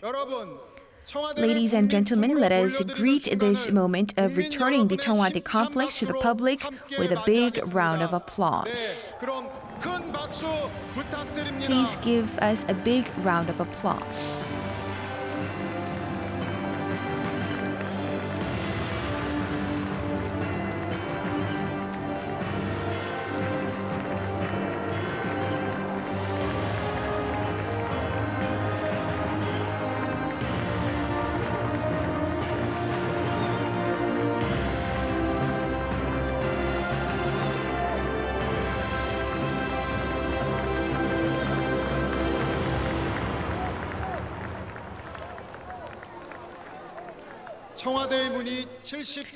Now finally, in 74 years, the gates of Cheongwade are fully open to the public. Starting from today, the 20th President of the Republic of Korea will be working from the presidential office in Yongsan to better communicate with the public. We ask for your continued support and encouragement. And we've also prepared congratulatory performances conducted by director Yang Jae-moo. Male chorus E Maestri will perform 2 songs. Heart Heart Orchestra, composed of performers with developmental disabilities, and world-class Seoul Philharmonic Orchestra will be played. Conductor is Dr. Cha In-hong, also known as a maestro in a wheelchair, who is currently serving as a professor at Wright State University. The first song to be performed is Arirang, an iconic folk song inscribed as a UNESCO Intangible Cultural Heritage. The National Orchestra of Korea, led by conductor Kim Sung-jin, will join the Arirang performance. The next song is Nessun Dorma, an aria from opera Turandot. It is a song sung by a young man who claims victory after fighting against injustice. It has been prepared to hope for achieving national unity among all citizens and to share the glory of victory. Please give them a big hand.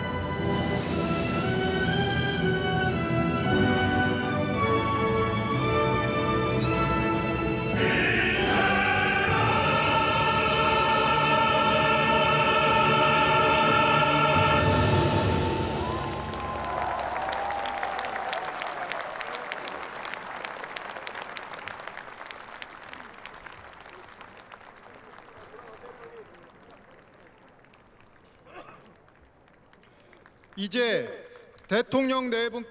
the President and the First Lady will be greeting the distinguished guests who are up on this podium.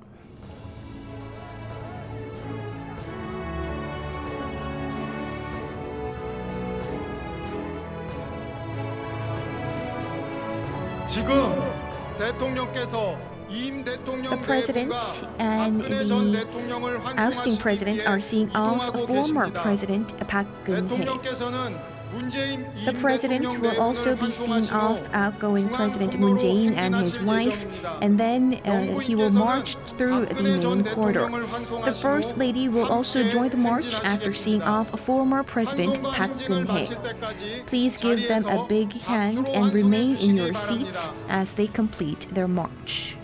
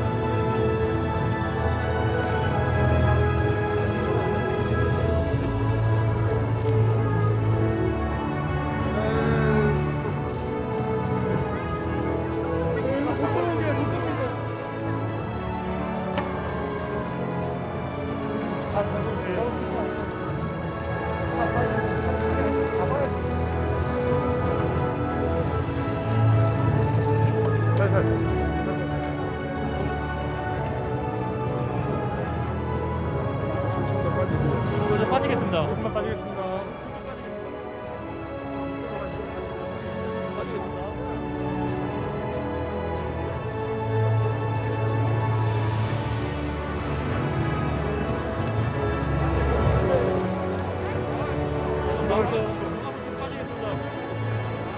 지금 윤석열 대통령 네 분께서 국민 여러분들을 Now, 만나기 위해 the President and the First Lady are heading towards the main passage to greet the Korean people. Please give them a big round of applause.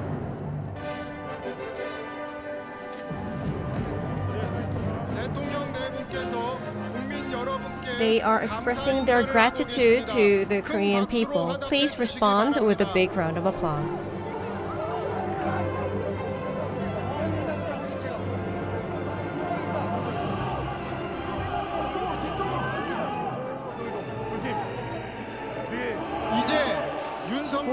now ushered in a new era of the Republic of Korea with President Yoon Suk-yeol under the slogan of the Republic of Korea anew, a country of the people.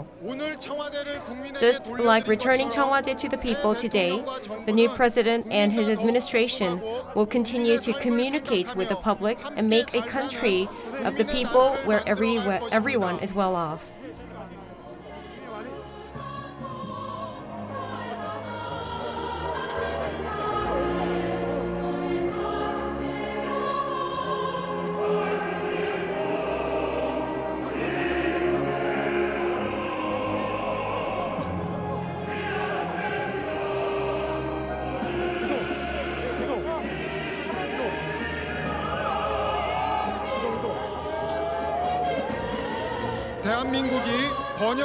The Republic of Korea would walk towards the future of prosperity, so please stay with us until the end of the ceremony.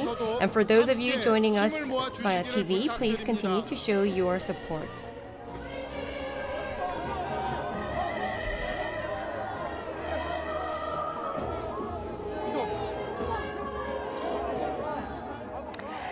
So for those of you just joining us, you're seeing on your screen the inauguration ceremony 2022 of President Yoon Seok-yeol. On this day, May 10th, 2022, we are just wrapping up the 65-minute plus long ceremony of the inauguration ceremony, and President Yoon Seok-yeol and First Lady Kim Gun-hee are making their way out of the ceremony, and they're leaving the premise of National Assembly complex and to Yongsan.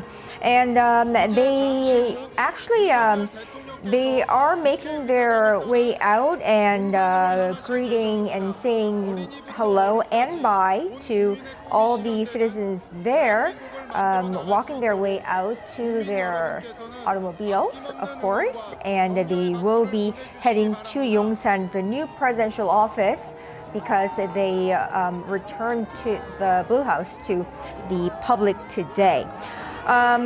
Earlier, just minutes ago, they did see off the former president, the first couple, President Moon Jae-in and the First Lady Kim Jong-suk, and they also had invited President Park Geun-hye to the ceremony and said goodbye to her as they saw her off as well.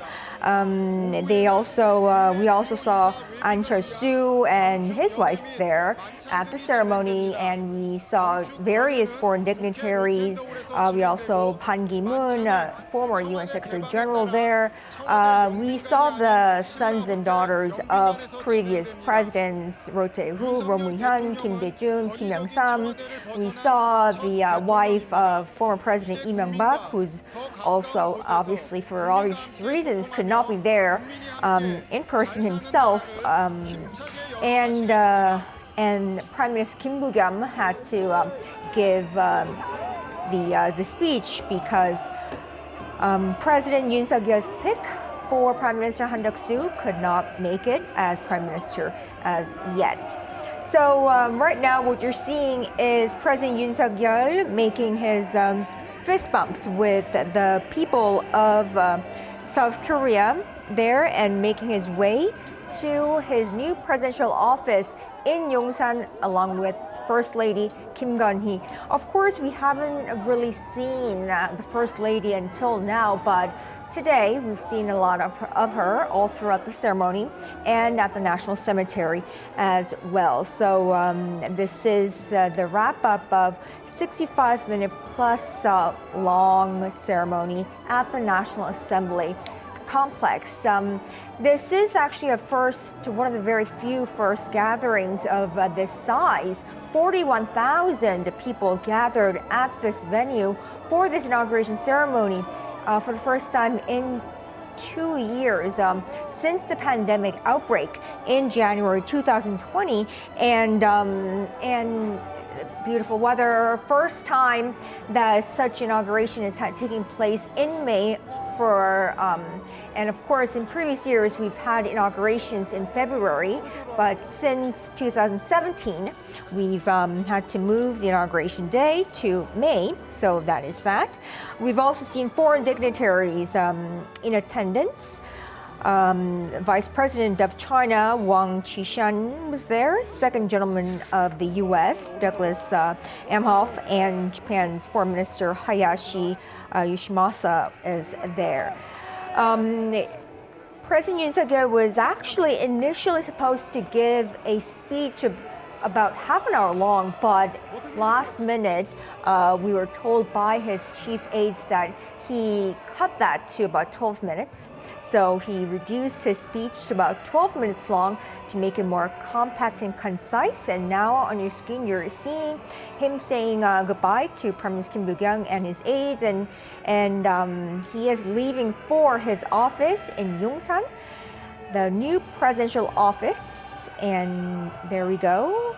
The president and the first lady getting on their vehicle and off to Yongsan, the new presidential office. And this is the opening of a new chapter for this country as we open the new presidential office in Yongsan. 취임식에 참석해 주신 내외 귀빈 그리고 국민 여러분께 감사드립니다.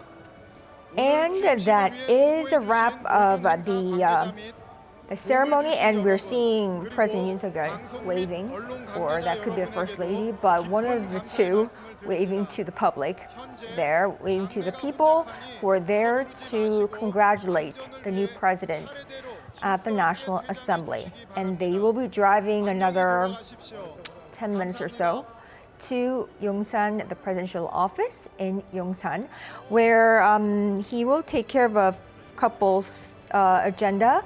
Actually, there is a ceremony, a greeting ceremony by the neighbors there in Yongsan, and then he will be back at the National Assembly for another ceremony. And in the evening, there will be a banquet at Hotel Shilla instead of the Blue House, because for obvious reasons, Blue House has been returned and open to the public as of today, this morning. So that is that. And so he has a compact, a full day for the rest of the day.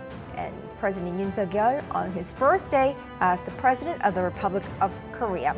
And what you're seeing on your screen is the massive crowd at the National Assembly.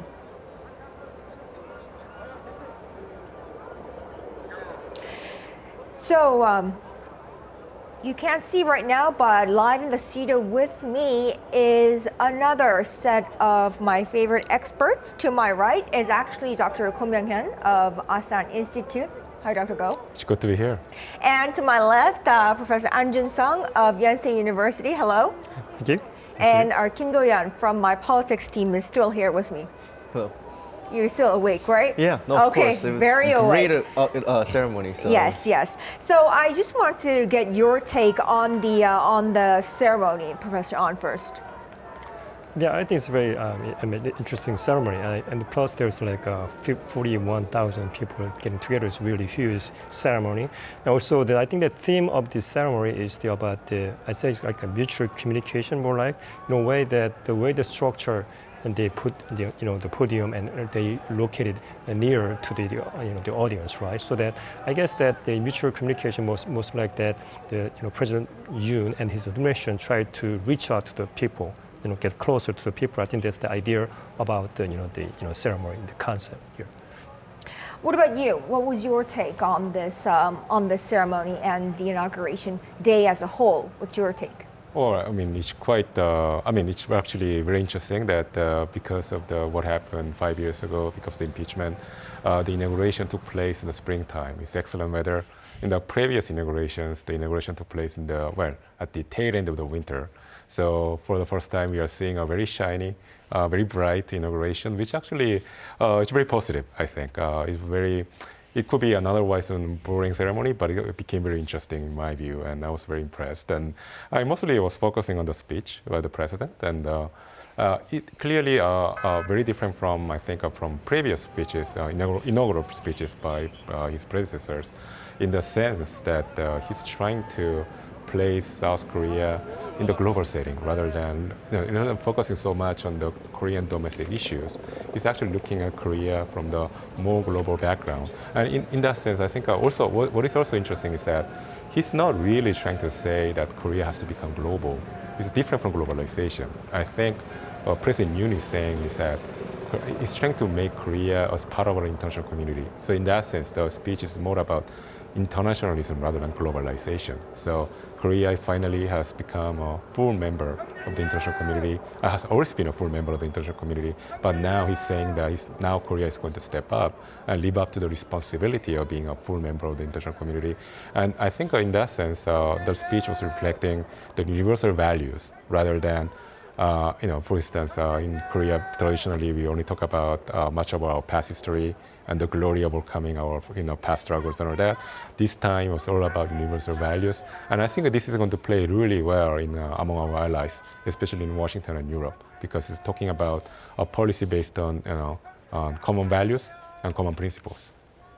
Right. I just want to. There's a live feed coming in from the site, and if we can just go back to the live pictures, we are seeing President Yoon Seok-yeol out of his car and waving to the public. There we go, and really living up to the expectations of the people out there, who's out there to see and get a glimpse of the new president. So.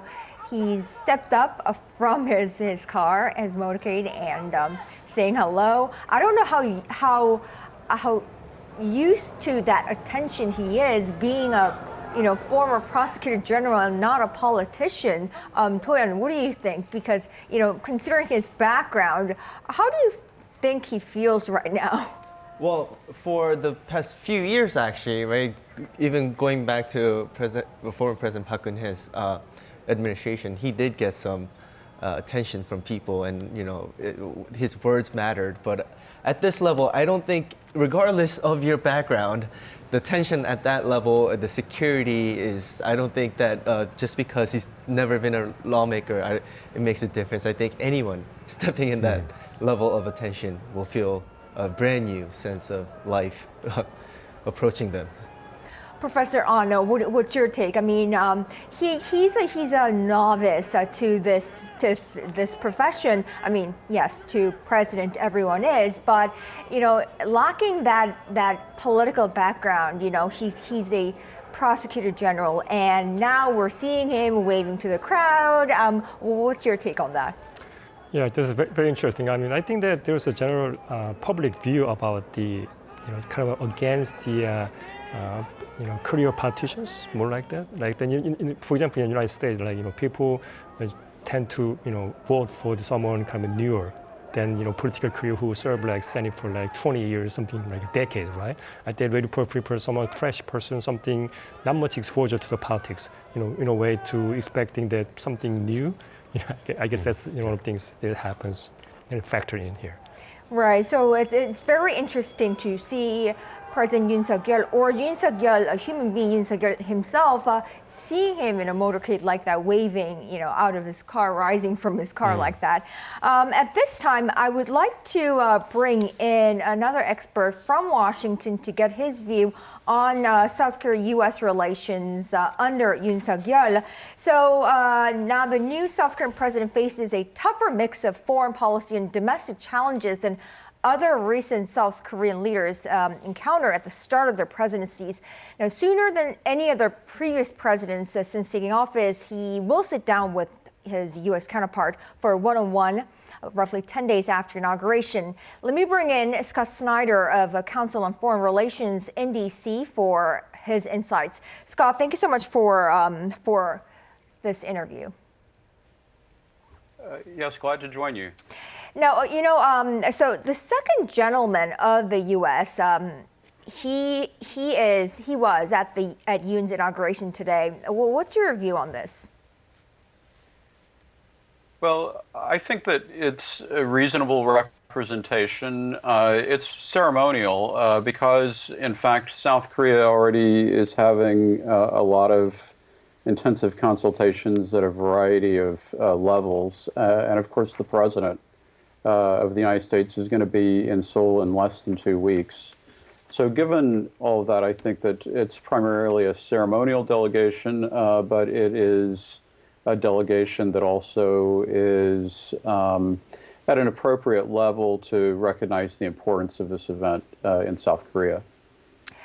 Let me get your take on this. How is President Yoon Seok-yeol viewed in Washington among those Korea watchers in Washington? I mean, he's a former prosecutor general, now turned president. Here in Korea, there's a certain view of him. He's a political novice, as we were just talking about. How is he viewed in Washington? Well, he himself is not yet very well known, and to a certain extent, he is starting with a blank slate, but he's starting to fill that in. But his advisors are very well known in Washington, and his message, I think, is one that has been greeted positively so far, and that also generates a lot of expectations for very close cooperation between the United States and South Korea. Simply the fact that he emphasizes alliance coordination as a cornerstone for South Korea's foreign policy is going to generate a lot of expectations among the Biden administration for what they might be able to do together with Yoon. I almost worry that we're at a point where President Yoon has emphasized the alliance so much that it also means that the United States needs to perform. And so that's a little bit of a twist because I think that for the first part of the Biden administration, it's really been primarily about will South Korea meet the Biden administration's expectations. But now I would say that the balance is tilted a little bit, and we also have to ask the question, will the Biden administration meet Yoon's expectations, and what will the impact be in terms of South Korean views of the United States as a solid partner? That's a new one, actually. Now, with the U.S.-led nuclear disarmament talks deadlocked, of course, North Korean leader Kim Jong-un recently threatened to use nuclear weapons against his rivals and reportedly is preparing to conduct his first nuclear test in nearly 5 years. White House recently said topping the agenda will be North Korea during Mr. Biden's visit to Seoul and Tokyo this time. How do you expect Biden and Yoon to navigate North Korean waters? Well, it's going to be a steep learning curve for Yoon. It's not unexpected that North Korea would test a new South Korean leader, and while also possibly testing a nuclear device. I think that North Korea wants to try to set a tone and try to gain the upper hand. At the same time, they're, I think, somewhat vulnerable when they see the alliance becoming more close and the coordination possibly becoming more close, and the emphasis on deterrence and denuclearization that we heard from you. And I'm sure that the North Koreans did not appreciate Yoon's inauguration speech. Now, the U.S.-China confrontation is also posing a separate security dilemma for South Korea as Seoul struggles to strike a balance between Washington, of course, our chief military ally, and Beijing, which is also our trading partner, biggest trading partner, if you will. What's your prescription for the new administration here in Seoul? Well, I think this is actually one of the most interesting aspects of the transition from Moon to Yoon.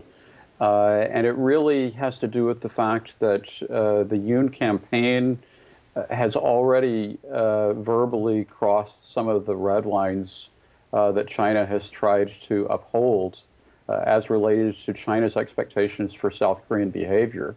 And South Korea is now overtly aligning with the United States in the context of the alliance. And so I think the biggest challenge for Yoon is really how to convince China not to treat the relationship with South Korea in the context of a zero-sum confrontation between China and the United States. And that's a work in progress. We'll have to see how it unfolds. We've seen a lot of, I think, maneuvering, especially as related to issues and questions related to missile defense. And it'll be very interesting to see how the Yoon administration positions itself on that issue and also on the Quad issue, which I'm sure will come up in the context of the Biden-Yoon summit. All right, we'll have to wait and see how that unfolds come the 20th or 21st of this month. Scott Snyder of Council on Foreign Relations in Washington, many thanks for your insights. We appreciate it. Thank you.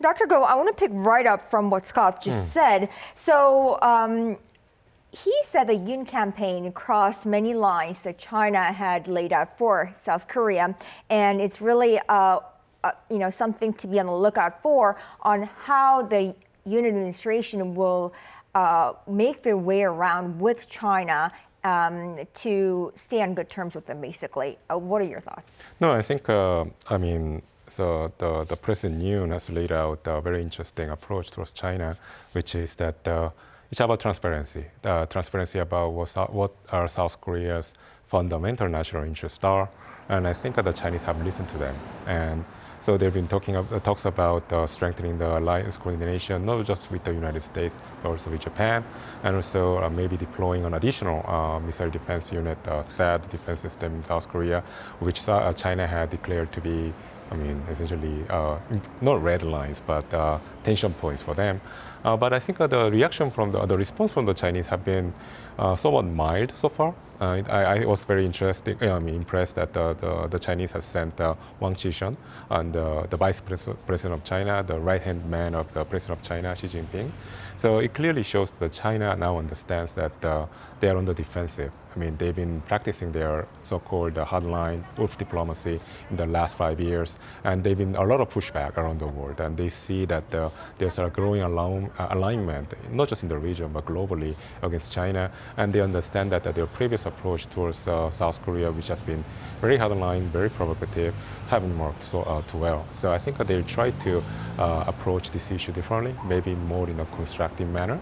And I'm sure the Vice President Wang has probably presented a list of demands or requests to President Yoon, and then points where the two countries can work together, and then some areas where China is trying to draw a line. And I think I think that's not the final list. I think it's the beginning, the initial list, where the two countries can start talking about what are their overlapping interests and what are not. And then I think it's very constructive and means that we are normalizing our relationship with China. What's interesting is that there was a very sensitive point and really a new low in relations between Seoul and Beijing when THAAD was an issue on the very early period of Moon administration. But if we reflect back on the last conservative administration, Seoul-Beijing ties weren't that bad.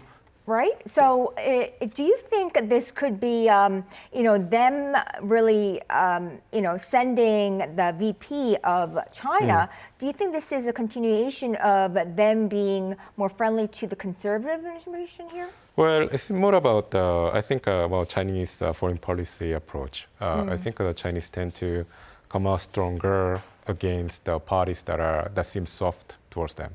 So they try to push a little bit more and see what other offers or like concessions that the other side might put on the table. But if the other side comes up very strong initially, then China tries to back off and tries to draw a new line of negotiations. I think that's what happened with the previous conservative administrations, and that's unlike what happened with the previous Moon administration. I think Moon administration's mistake was to see China as fundamentally as a benign party, that South Korea's own good intentions will be easily understood by Beijing, and therefore Beijing will reciprocate nicely. That's exactly what didn't happen. I think that what China understands is a language of power in many ways, and if South Korea comes out strong, I think China will try to accommodate it. Now, Professor Ahn, now going back to President Yoon's speech, freedom, the word freedom was mentioned 35 times. Now, that was that many times of freedom mentioned, 35 times. What do you make out of that? Yeah, actually, at the end of his speech, he made 4 pillars of his speech, right? Basically, first one is the freedom, right, and the human right, and then the fairness, and then solidarity. So, as you mentioned, that he really emphasized the value of the freedom, and not only the political freedom, but also the economic freedom. I think that's kind of a signal that his Yoon's administration will have the reform on the economic policies about the economic freedom in terms of it. And I think also that the freedom issues that's really interesting, because when you talk about freedom, right, we see that the balance, right, and then responsibility. When you try to exercise your freedom, you need to do with your homework, right, basically the responsibilities. That also be the balanced approach. I think that's the one. And I do think that he really focused on the freedom. Also during the political campaign, or presidential campaigns, that a catchphrase was fairness, and then the common sense, right? So we put together freedom and common sense. I guess that's things that how he think, more like reflecting his political, his political, political philosophy, right? Right. So this is very in line with his party, the philosophy of his party and his own, obviously. And what you see on the screen is him and his team and his motorcade approaching his new office in Yongsan. Obviously, there had been a lot of backlash against his decision to move the presidential office to Yongsan, the former defense ministry complex, but he has made this decision, and now he will be really saying hello to the neighbors there and visiting the senior center to greet the elderly around his office. So there we're seeing President Yoon and his team. They have arrived at the Yongsan complex, and they will be making a stop at the senior center near there to say hello to the neighbors and the seniors there. Now, To-yeon, tell me about what kind of pros and cons were weighed when President Yoon and his team were making this decision to relocate their presidential office. So the initial idea came from the idea that the Blue House was kind of secluded from the people, and he wanted to reach out to the citizens better. Right? So first, he wanted to go to the government complex in Gwanghwamun, which is just a building right on a busy street. But they had issues with security. That's why they had to settle with the Defense Ministry's building in Yongsan, which is less secluded, but still has the security that a national military would already have. So that they were able to utilize that and kind of develop the land around it in a way that they can reach out to the residents and also have citizens kind of see the presidential office as something that's not too far away or secluded. That as he claims that the Blue House would kind of, by being secluded, have imperialistic power represented by the building. Right. So he wanted to really be closer to the people, and right now we're seeing him saying hello to the elderly, to the senior citizens of this country at the senior center nearby his new presidential office at Yongsan. President Yoon Seok-yeol and First Lady Kim Gun-hee there having a chat with the senior citizens. Let's listen in.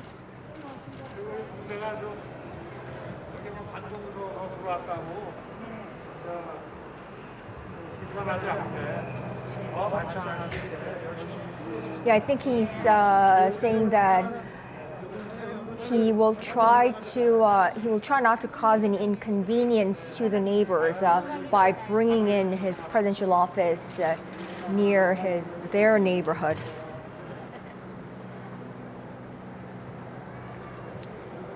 Yeah.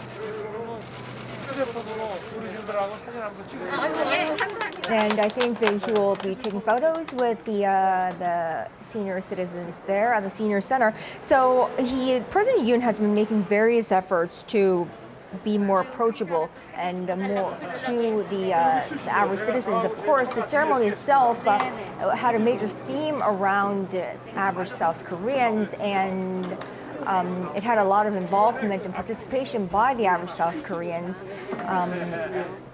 And one of the big reason behind him relocating to the presidential office in Yongsan and exiting the Blue House was actually to return the Blue House complex to the ordinary citizens. So it seems to be his big theory or philosophy there. And so he has, he's actually thanked them for welcoming the first family into the neighborhood, and they will be moving into the current foreign minister's residence in Hannam-dong, but they need to renovate. So for now, they'll be commuting from their residence right now, which is in southern Seoul, which is also a first, right, Do-young? Yeah, they've always lived where they worked, the presidents, but this is his way of making best effort to make sure that the presidential office is more reachable to people. And the residence was also another topic that was discussed, and considering the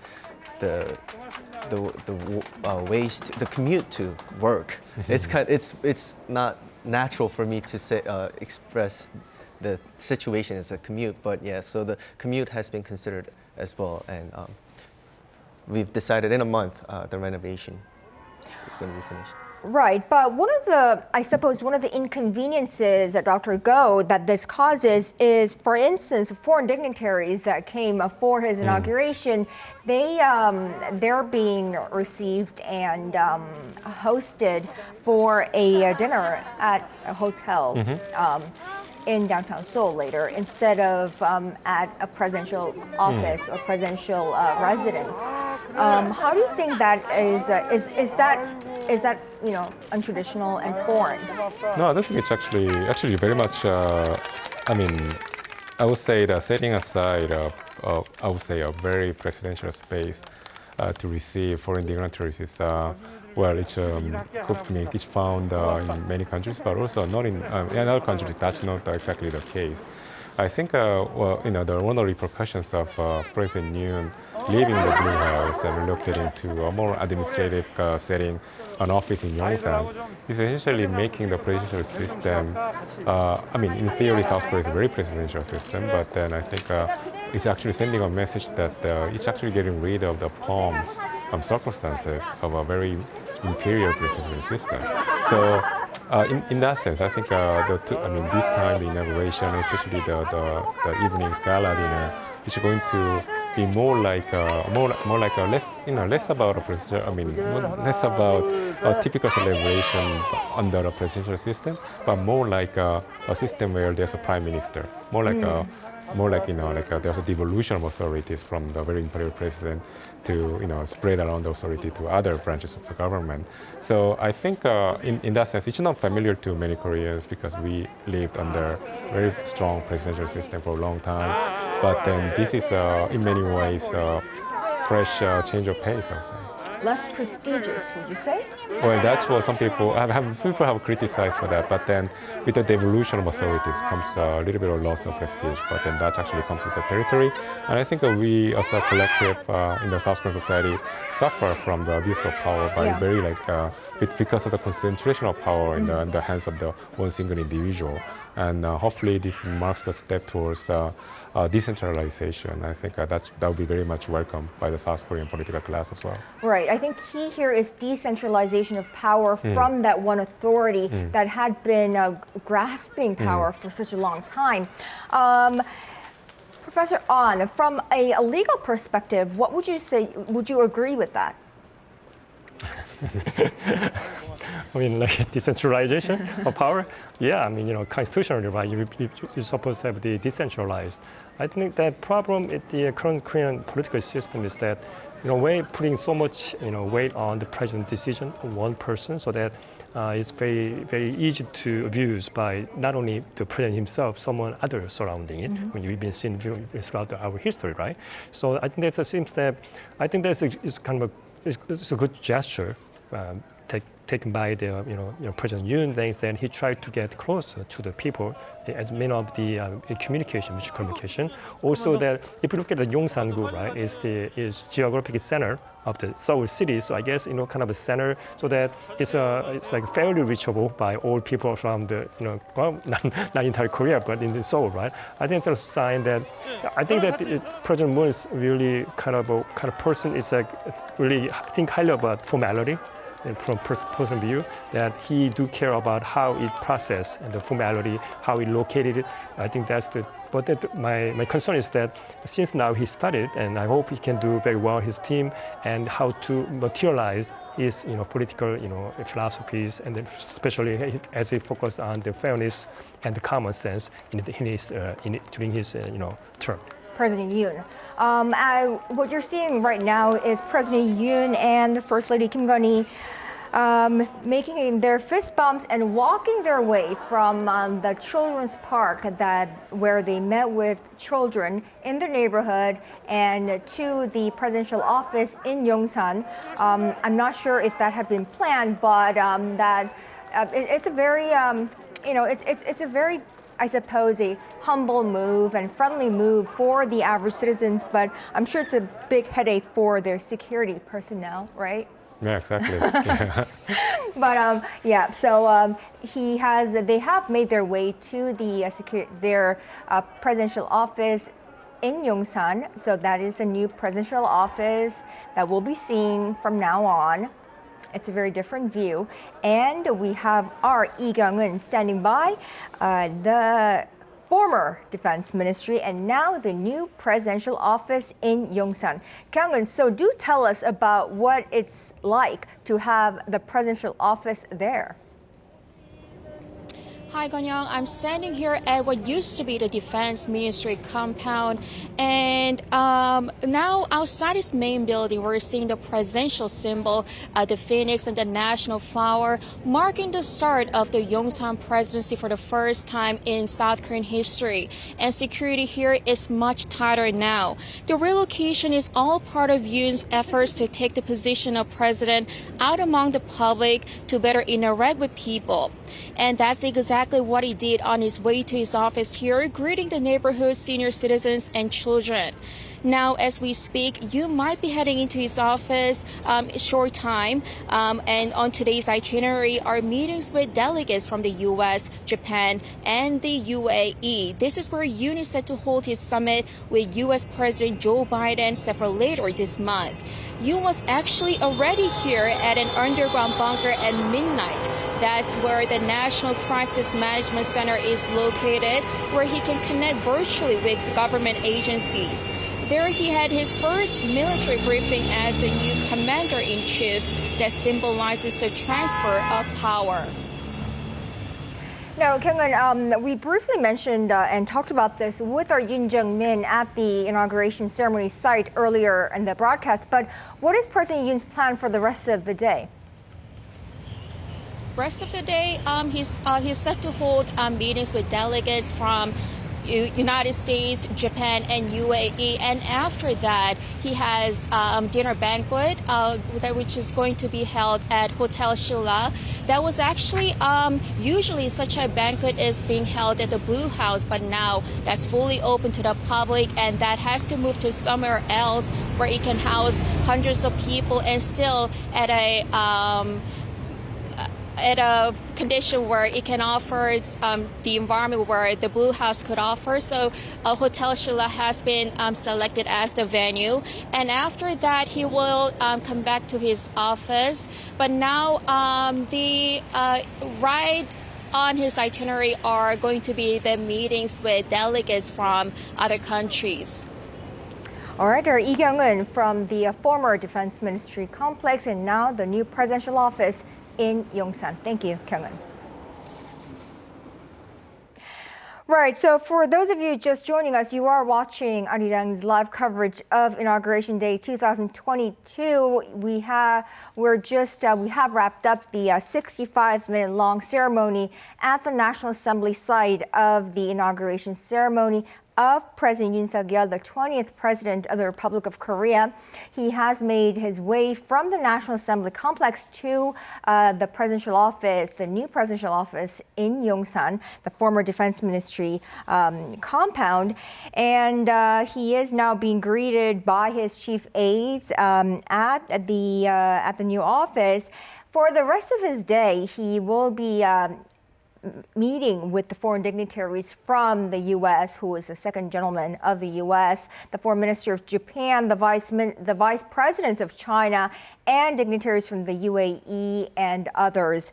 Later in the day, he will head back to the National Assembly for another event, and then for a banquet dinner, for a gala dinner. He will head to Hotel Shilla for a banquet dinner as he no longer has a Blue House. He will be getting his work done from the presidential office in Yongsan. And for the time being, his residence will be his personal residence that he has lived in as a private citizen, and until a renovation work is completed at the former FM's residence in Hannam-do. And right here in the studio, I am here joined by Dr. Go Myung-hyun on my right and Dr. Professor An Jun-sung to my left, and of course our Kim Do-yeon is over there with me. Now, so a lot has changed in the last couple of hours. The Blue House is now completely open to the public. We have a transition of power, which is very rare within 5 years, and not a 10-year cycle. So that's another very rare case. We will see a South Korea-U.S. summit in about 10 days' time. That is very rare. Because that's about 10 days after inauguration for a new president. So soon, what will top the agenda, and how do you think it was arranged so early on into presidency? Well, I think it reflects the urgency on the part of the United States government right now. The Biden administration is following on an electoral cycle here, and then there's, we know there's a midterm coming up, November. So I think the Biden administration wants to set the ground as much as possible in Asia before the election time. And also, I think Biden administration understands that, there's no time to be wasted right now, given the global crisis going on, and also there's also another motivation on the part of the Biden administration, which is, given the situation in Ukraine, there are questions arising, not just in Washington, but around the world, that the U.S. focus on the Indo-Pacific region might slacken.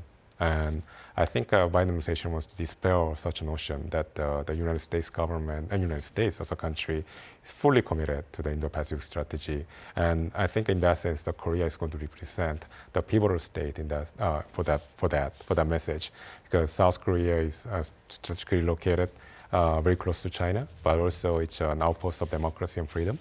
And I think that in that sense, I think there's a struggle going on, competition, I would say, between United States and China, and then that's been the reflection of the dynamics in the last 5 years under the Moon administration.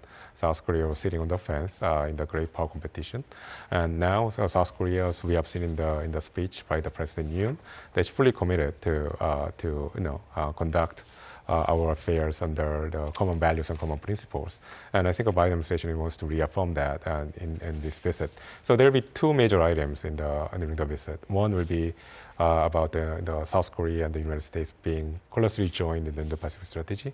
And another will be a message towards North Korea that given the latest accelerated pace of our provocations by North Korea, I think the United States will clearly send a message to North Korea that deterrence is going to be firmly in place from now on. As you mentioned, his speech, President Yoon's very first speech as the President of the Republic of Korea, focused very much on freedom, and he put Korea in a very international context. Actually, he did not put Korea in the international context, but he he actually emphasized Korea as already being in the context of the international order, and he played it up by saying that Korea will now do its duties as an international member. But I also would like to make note of this, his mention of North Korea, and it actually reminded me very much of a speech made by another president of the United States, actually, and it was his message to North Korea, and he said that if North Korea were to generally embark on a process of denuclearization, we are prepared to work with the international community to present an audacious plan that will vastly strengthen North Korea's economy and improve the quality of life for its people. And it was a really a big reminder of Donald Trump's speech at one time. What are your thoughts on this? Well, there's a fundamental difference between the speech by President Trump and then the speech by President Yoon, especially in their approach towards North Korea. In case of President Trump, I think he agreed, well, back then with President Moon, that the peace will come before denuclearization. But then under President Yoon, even though the tone and the overall message sound similar, it's about denuclearization. Compared to the inaugural speech by President Moon 5 years ago, President Yoon actually mentions denuclearization of North Korea. And that's a very important difference, I would say, from the previous, not just with the South Korean predecessor, but also with the US president, the previous US president. So I think denuclearization is coming forward. And about the economic incentives being offered, well, that's a classic kind of a trade-off between denuclearization and economic development for North Korea. But I think he actually, it's born out of the understanding and our understanding of North Korea that North Korea is developing nuclear weapons because it is searching for security, but it has achieved that security because it has achieved nuclear capability that way beyond that we have ever imagined 10 years ago that North Korea would ever reach. So it's a powerful nuclear armed state now. But then even though North Korea is a nuclear armed state, it's lacking fundamental dimension to be a major, stable country, which is economic development. So it's a very weird, strange kind of a country in the sense that it has a very strong weapons, but it doesn't have sufficient economic development level. So this is the dilemma I think Kim Jong-un is suffering right now. And this is something that President Yoon is pointing out, that if you want to become a major power, then you have to achieve economic development. And that means you have to trade away some of your nuclear capability. Another very interesting factor was President Yoon's mention of human rights. Although he did not point North Korea by its name, he did point to human rights as a universal value, and he was not shy to point out human rights. And how do you think that obviously did not sit well with North Korea? No, but the speech actually outlined, it was very well integrated speech in the sense that it was actually emphasizing very one single keyword, which was freedom. Much of the proposed policies derive this keyword, freedom. And essentially, President Yoon is announcing that his administration will be, the goal of his administration will be to expand and increase freedom in all different policy domains. And I think that actually reflected on the North Korea, the administration's North Korea policy. So the emphasis on human rights is a reflection of the fact that he's proposing to have a very principled strategy, not just internationally, but domestically, and also including North Korea. So human rights is a reflection of the strategy of increasing freedom all around. Right, and freedom is mentioned, like we said, 35 times throughout the speech. And of course, Professor Ahn, domestically, although he did not lay it out like a laundry list, in this very well choreographed speech, domestic issues are well incorporated, right? Yeah, but he didn't really specifically point out, And then previously, the transition team had came up with the 110, national tasks, and there's really very comprehensive list of what to do, what they do. But unfortunately, some of the things they have already have some change because due to the some reality checks.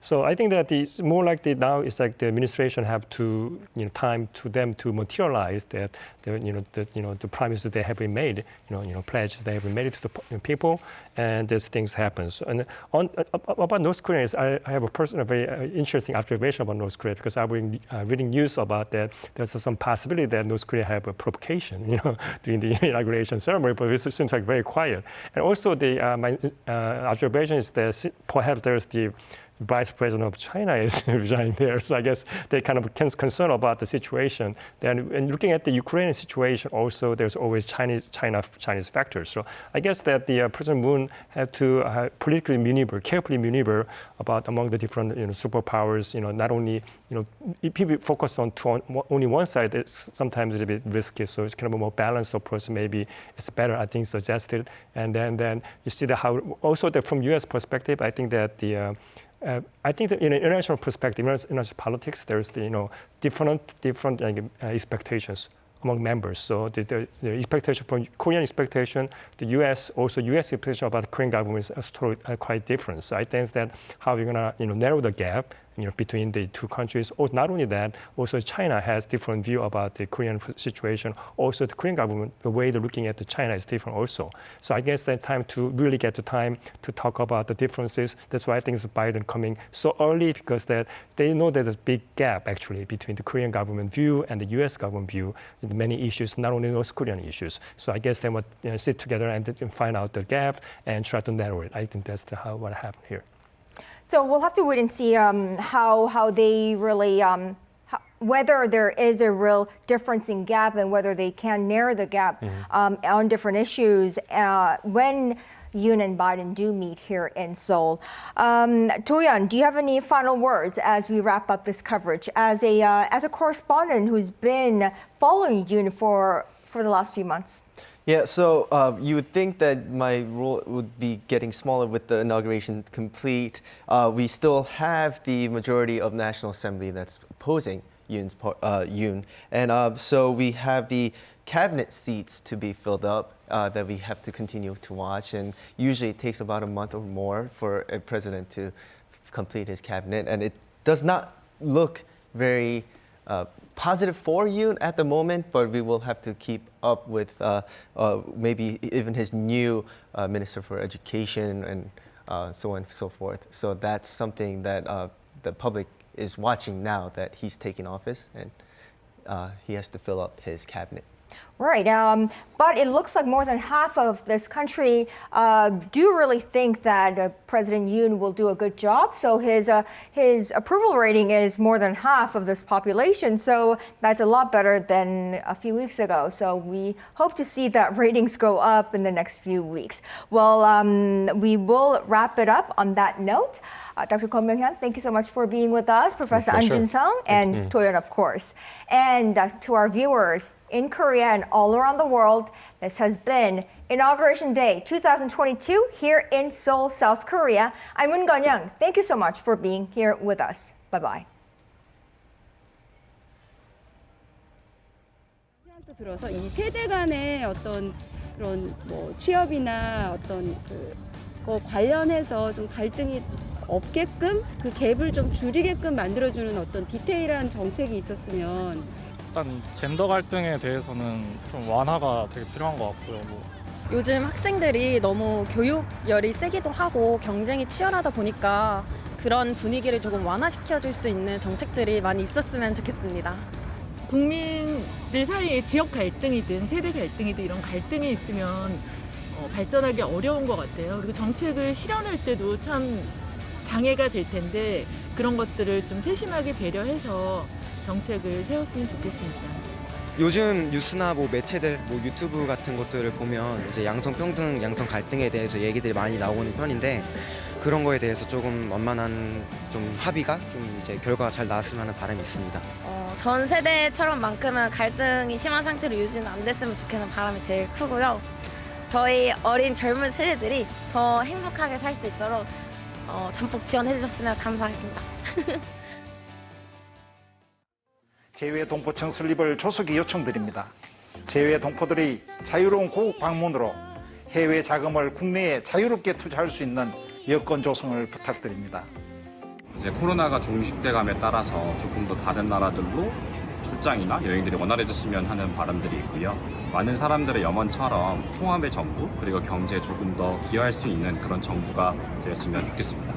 또 한 명의 재외 국민으로서 바라는 것이 있다라고 하면은 한국에서 들려오는 소식들이 안타까운 사건, 사고에 관한 소식이 아니라 정말 여기 베트남 사람들에게 전해줄 수 있는, 자랑할 수 있는 기쁜 소식들이 많이 들려왔으면 좋겠습니다. 유학생으로서 아무래도 좀 장학제도에 부족한 점이 있었는데 이 점을 좀 외교적인 차원에서 해결해 주셨으면 좋겠습니다.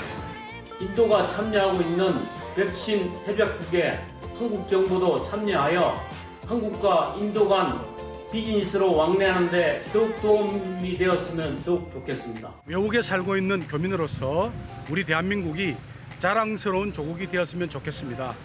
그래서 거주국에서 당당하게 조국을 내세울 수 있길 바랍니다. 해외에 거주하면 누구나 한 번쯤 경험해봤을 외국인으로서 받는 차별, 불평등, 부당함으로 억울한 일들이 있습니다. 대한민국 국민이 억울한 일이 생기지 않도록 부디 세심하게 살펴주셔서 해외 거주 대한민국 국민으로서 안전하고 행복하게 자긍심을 갖고 열심히 생활할 수 있도록 해주셨으면 좋겠습니다. 20대 윤석열 대통령님의 취임을 진심으로 축하드립니다.